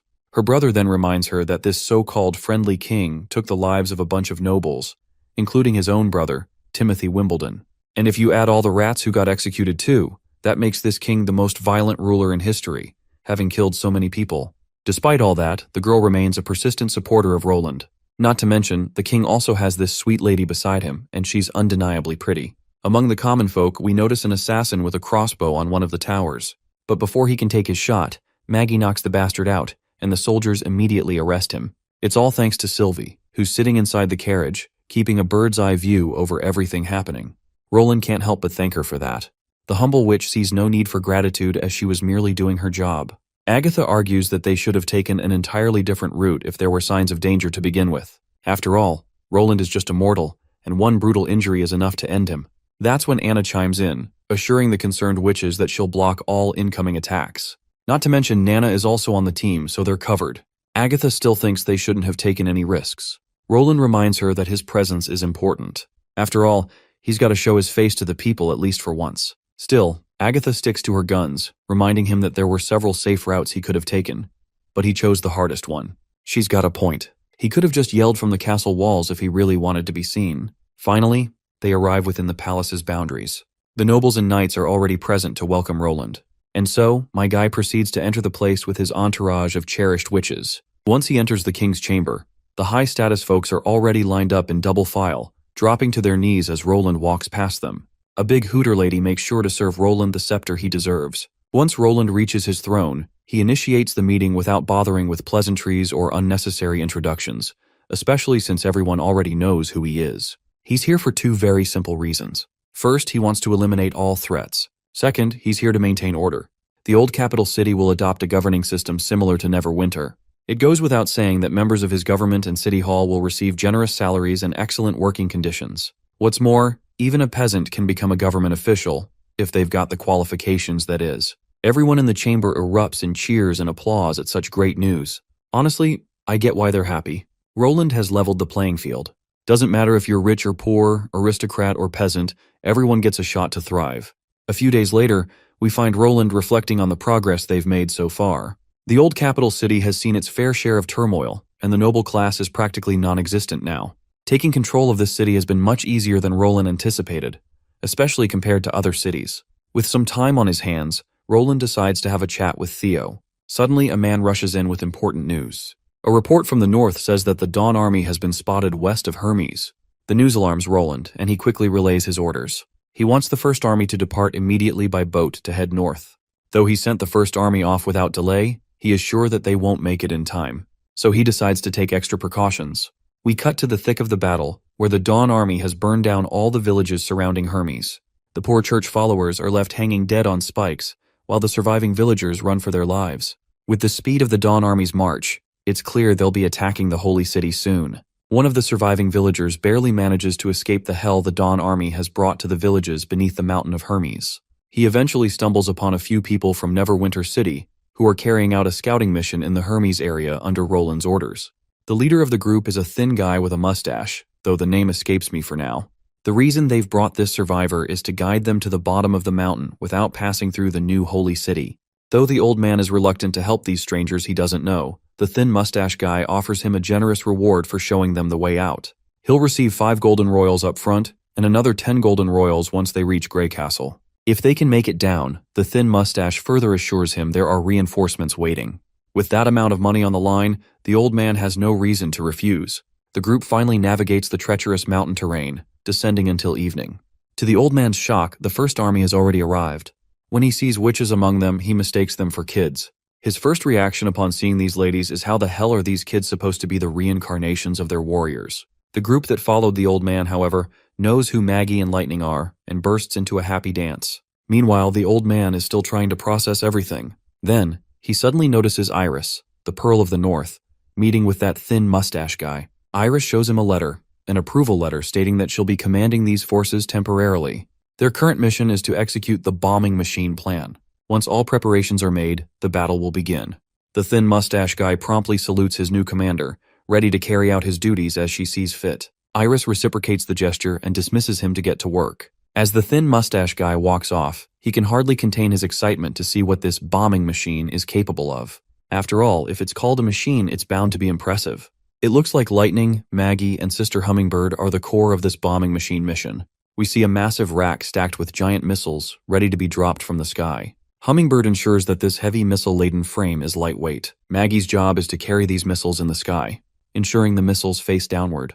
Once everything's set, they're ready to take off. They're absolutely certain this old holy city deserves to be demolished, along with the church followers. However, they also worry about innocent people and orphans stuck in monasteries. So, to avoid killing innocent lives, Lightning knows exactly where to drop these bombs. As they get right on top of the Dawn Army, the soldiers below panic at the sight of a massive monster in the sky. They don't get a chance to figure out what's coming for them. Lightning gives the green light to Sister Hummingbird, who promptly drops 2 missiles. The tranquility of the place soon gives way to the horror of Nagasaki when the nukes hit the ground, causing massive fires to erupt right in the center of the city. Panic spreads across the city, while Lightning is having the time of her life nuking the hell out of these bastards. The soldiers are scattered and burned to a crisp as soon as the bombs drop, causing massive destruction. The bastard Dawn Army commander quickly orders a retreat, but their story ends when they're ambushed by the First Army soldiers, who had been hiding behind bushes, drilling bullets right through them. Soon, everyone trying to retreat finds themselves dead. A while later, the thin mustache guy presents the good news to Iris about the fall of the Dawn Army. The process of cleaning up the battlefield is already underway. Iris reads the reports for thorough details and learns that Apan Moya, the king of the Dawn Kingdom, is still missing. The thin mustache guy reveals that of all the bodies they found, none resembled Moya. When they interrogated the slaves, some claimed to have seen him. However, the situation was chaotic, and everyone was dressed like commoners, so no one could confirm with certainty if they had seen him in the mayhem. The last location he was allegedly seen was within the old holy city. Hearing this, Iris deduces that it must have been Apan Moya. To think that he disguised himself and ran away at the last moment, throwing away his dignity as a king. It may sound cowardly, but it's the wisest decision he could have made. The thin mustache guy is frustrated with himself for letting that big fish slip through their grasp. If only he'd had a team in the beginning to track the bastard down. Iris assures him that everything has actually turned out in their favor. Since everyone in the Kingdom of Dawn knows how terrifying it is to be an enemy of Grey Castle, she's sure Apan Moya will no longer feel secure on his throne. The thin mustache guy then asks what they should do next, perhaps claim the old holy city. Iris suggests waiting for now since Maggie is on her way to pick up an important individual. If everything goes smoothly, they should be able to take over the city without much effort.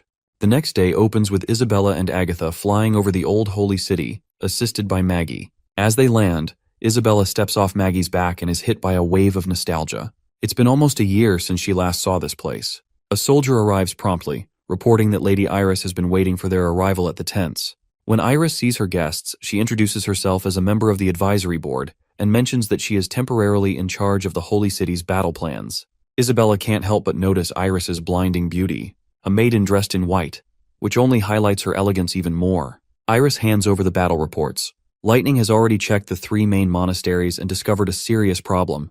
The orphans within the monasteries seem to have banded together, determined to protect the buildings with their lives. Iris isn't sure how to proceed and suggests that Isabella might have some new ideas. After thinking for a moment, Isabella decides to speak to them. Later, Isabella meets one of her fellow pure witches, who uses a cube magic that can transport them anywhere. Once they arrive at their destination, Isabella instructs the transporter witch to return, leaving both Agatha and Isabella behind. Outside the orphanage, a girl spots them and blows her whistle, summoning a group of women to defend the building. But to their surprise, they are faced with Lady Isabella, who works under His Holiness. Isabella is surprised that these girls haven't forgotten her. It seems Roland's task won't be that difficult after all. The girls immediately drop their weapons and kneel before Isabella, begging her to save them. Isabella is startled by their sudden submissive behavior and quickly clarifies that she no longer holds the authority she once did. Agatha cuts her off, suggesting they focus on the mission. Isabella plays along, sternly asserting her authority with a commanding tone, asking where the judgment warriors and the priests are, since it was their responsibility to guard the place. One of the girls quickly reveals that all the personnel ran away. The girls are in a panic, speaking in conflicting statements. Isabella senses the confusion and fear they've endured, and though she feels pity, she maintains her tough exterior, silencing them and allowing only one girl to speak. The scrawny girl reveals that ever since the battle at Cold Wind Ridge, the monastery has been receiving fewer and fewer supplies. To give more context, we flash back to the past when the girls were going through starvation. With limited supplies, they had to ration their food. Things worsened when the church transferred all the judgment warriors and priests, leaving only the followers behind. One of the followers reveals that the Hermes church collapsed, and the church is still fighting for survival. To combat their enemies, the higher-ups decided to abandon the old holy city, with all officers being transferred back to the plains. They also left one final order. Everyone remaining in the monasteries was to fight to the death in the name of God. The newly appointed priest turned out to be a scoundrel who abused the young women. Unable to bear it, the women eventually killed him. With no choice left, they picked up weapons to defend themselves. Isabella thinks for a moment. According to what she knows, there are passages in the old holy city that lead directly to the divine hall. This city is incredibly important, so she doesn't understand why they'd abandon it so easily. She then asks the girl her name, and the girl introduces herself as Autumn. Isabella points out that if the girls stay here, they'll eventually starve without any food supplies. However, the girls insist they have nowhere else to go, having never left the monastery walls. Isabella understands that they aren't staying just because of the church's orders. They have no other options. Before she invites them to come along, Isabella wants to confirm why they consider her holiness. The girl explains that since Holiness Maine and the 3 archbishops have passed, Hermes has yet to announce a successor. According to the submission rules, Isabella is the only one worthy of the title, so the girls beg her to save them. Isabella is pleased that they see her as their last hope. This gives her an opportunity to capitalize on their confusion. With her voice raised high, she announces that she is here to deliver a very important message. The church is no longer the institution they once knew. Maine betrayed Master O'Brien, the previous pope. Greycastle is no longer their enemy. To defeat their true enemies, Master O'Brien even wished to form an alliance with Greycastle. She assures everyone that they are safe now.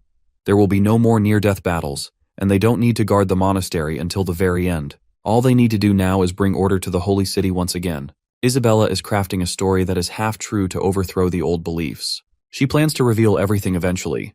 With this, His Majesty Roland will have true control over the city. Suddenly, one of the ladies' stomachs growls, catching everyone's attention with the loud noise. Isabella decides to make sure everyone is fed before they continue their discussion. All the ladies start praising Her Holiness for her generosity, which makes Isabella feel extremely awkward. After all, they can't rely on the substitution rule when it comes to passing on powers. She's merely the acting pope for now, just like before.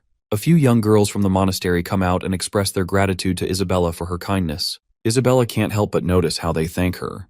Ever since becoming a pure witch, many people have hated and cursed her. But this is the first time someone has actually thanked her. This, of course, triggers something deep inside her, and she begins to understand Roland's intentions even better. We then cut to the First Army's base. There, Roland is reviewing the current reports about what's going on in the Holy City. Apparently, the ugly battle everyone expected never happened. Neither the witches nor the new cannons were used. The reason they didn't have to use any of their resources is that the church's personnel just disappeared without putting up a fight. After settling the orphans in the monastery, the army advanced further into the old holy city, only to find all the buildings empty. A few residents remained, giving outsiders the illusion that the church was still present. However, these were just civilians from the outskirts who hadn't had time to leave. That's all the letter said.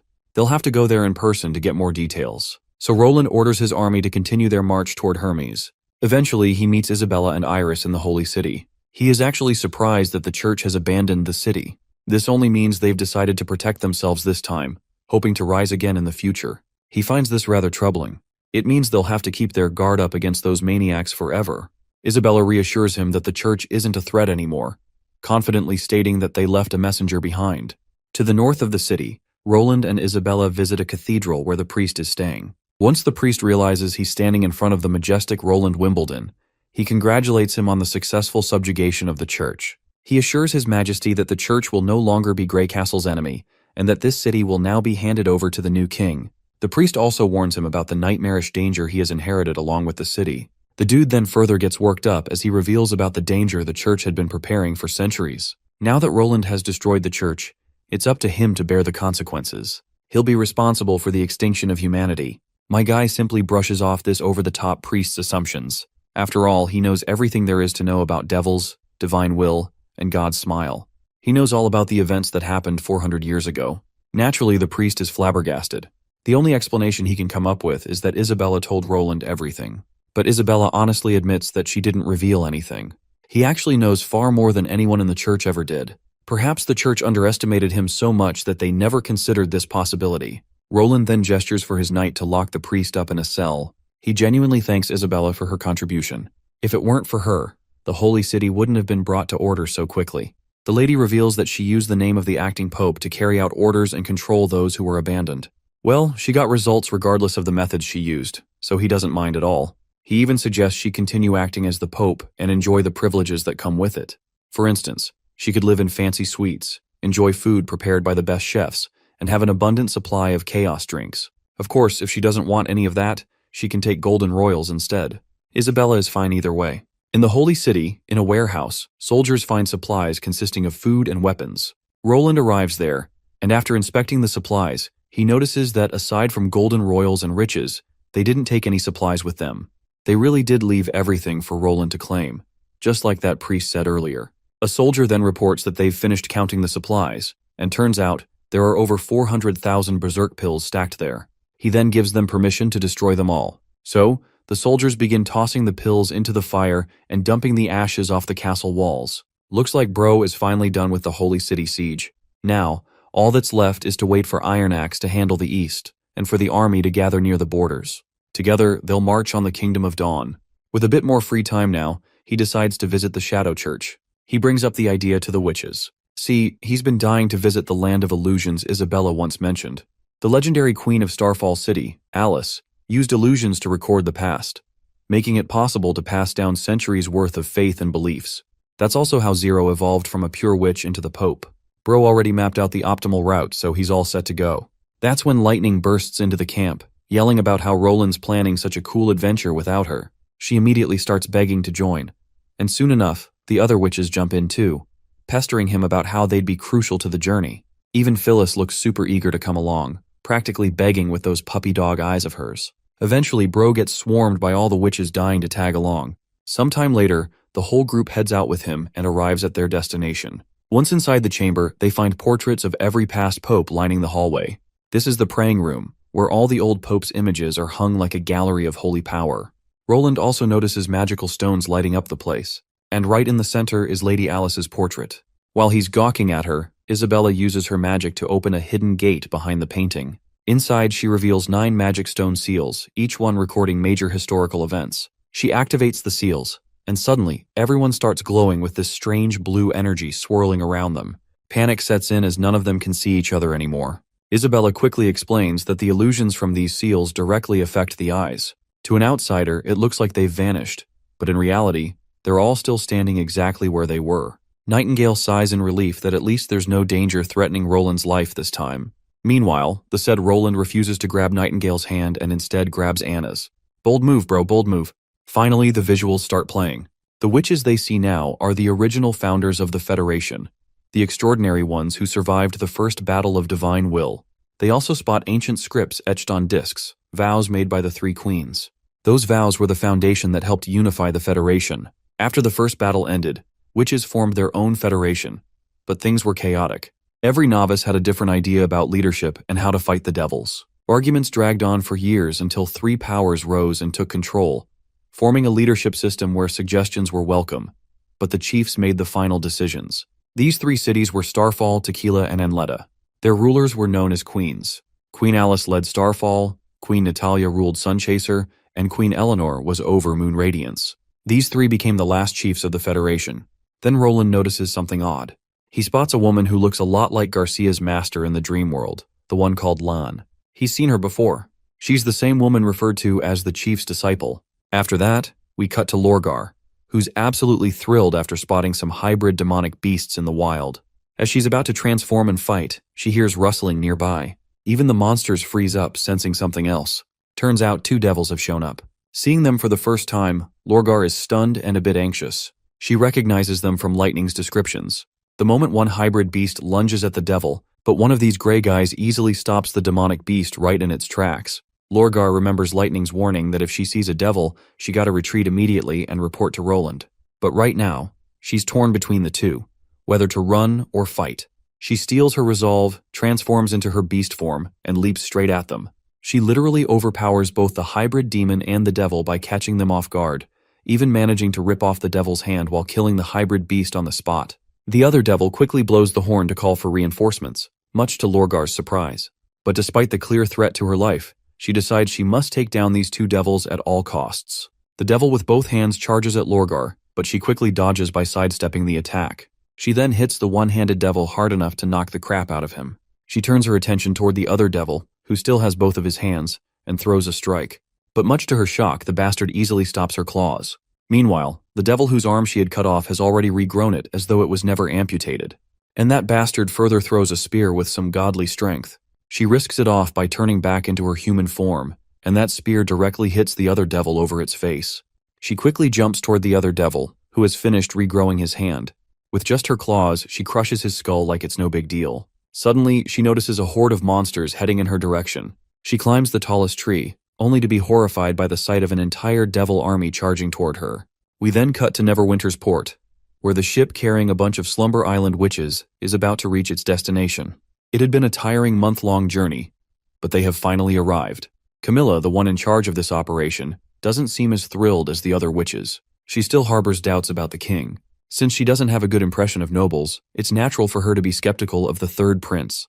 The ship's captain reminds her that she too is a noble and shouldn't be judging others based on their past. As they're having this conversation, the guy in the crow's nest spots something. As they arrive, Camilla is taken by surprise when she notices a group of little girls warmly welcoming the new guests into Neverwinter. This gives the captain a chance to speak positively about Neverwinter City and convince Camilla to think otherwise.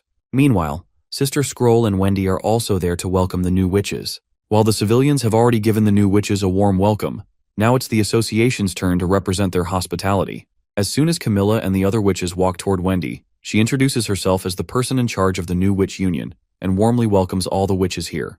After a while, Camilla and her fellow witches are awestruck when they see the massive apartment building they're supposed to live in. Wendy proudly reveals how this building was built specifically for the Slumber Island witches, and it wouldn't have been possible without Lotus. The witches instantly feel a sense of adoration for their fellow witches who contributed to building such a massive structure. The meat girl downplays her contribution, claiming she only assisted in the slopes for the workers. Whenever they needed to build a new floor, she would alleviate the ground for them. That way, they'd have enough space and height to work on the building. Another girl curiously asks if she's ever been looked down upon by mortals because of her identity as a witch. She responds with no. In fact, the people are so kind to her that they often share food with her. Wendy acknowledges that these new witches have come here with a lot on their minds, so it's natural for them to be skeptical about this place. After all, they have no idea about Neverwinter City's traditions. However, Wendy promises that they'll soon feel a sense of belonging here. Even if they don't join the witch union, they can still come to her. It doesn't matter whether the trouble they face is big or small. Sister Scroll flashes a thumbs up, impressed by how well Wendy has represented the witch union's hospitality, and how accommodating Neverwinter is to witches. Later, all the new witches are given a form to fill out. Though they're not interested in writing down a single detail, especially since they never intended to stay here, a few want to head east, while others have their own plans. Since there is no church hunting down the witches anymore, they're free to move wherever they desire. Then Ash walks up and points out that these witches are thinking about joining another witch association. Apparently there's a witch organization from the eastern region.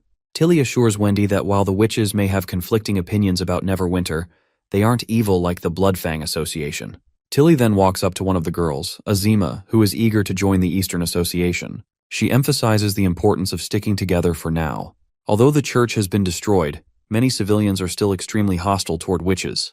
But Azima refuses to believe Tilly unless there's proof backing her claims. For all she knows, Tilly might be biased just because Roland Wimbledon is her older brother. It seems Azima is crossing the line a bit, which absolutely enrages Ash. She throws a deadly glare at the girl, her intense gaze practically sending daggers at her.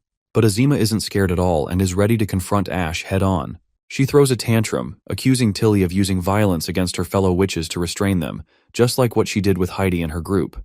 Before things escalate further, Sister Scroll cuts through their argument, stepping in with a few questions of her own. Sister Scroll is sure that the reason these witches long to visit their hometown is because the church forced them to abandon the families who loved them so much. Now, they want to return to the families they once cherished. But the problem is that things aren't going well in the east. The lands are barren, and many people are displaced. 2 years ago, Roland introduced the refugee plan. Now there are over 100,000 people in Neverwinter City. Over 70% of them are refugees from other parts of Grey Castle. So she believes that the families these witches long to see might already be in the Grey Castle after all. She asks the girls if they can tell her the hometown they once lived in. The purple-haired witch reveals that her village doesn't have a name. If anything, people just called it 16. A while later, a woman brings in a commoner who works at the kiln. Apparently, Sister Scroll has everyone's identities memorized, and once she came to know the family tree and the name of the hometown, she was able to pinpoint the person related to that witch. Turns out, the guy is the purple-haired witch's uncle, who is flabbergasted to see his niece alive. He remembers her by the name Orchid. The witch gets teary-eyed after finally being reunited with her uncle after such a long time. While they're at it, she reveals that her name is now Doris. She then asks her uncle about the rest of her family, her parents and brother. The man's eyes well up as he reveals that they didn't make it to Neverwinter City. During their journey, they all died. Her mother kept mentioning her before she passed away. The scene fills with sorrow as the reality of the situation sinks in. The other witches begin to fear and tremble, worried their families might be long gone as well. A heavy silence follows, leaving the room filled with sorrow. But Sister Scroll interjects once again, emphasizing the importance of registering their identities. You see, if their identities are recorded, it would be easy to determine whether the families they once belonged to are alive or not. If their families are gone, they may still be able to find close relatives. So, with all that in mind, Sister Scroll stresses that these registration papers aren't just a formality, they serve a purpose. A while later, Sister Scroll and Wendy can be seen walking back to their departments together.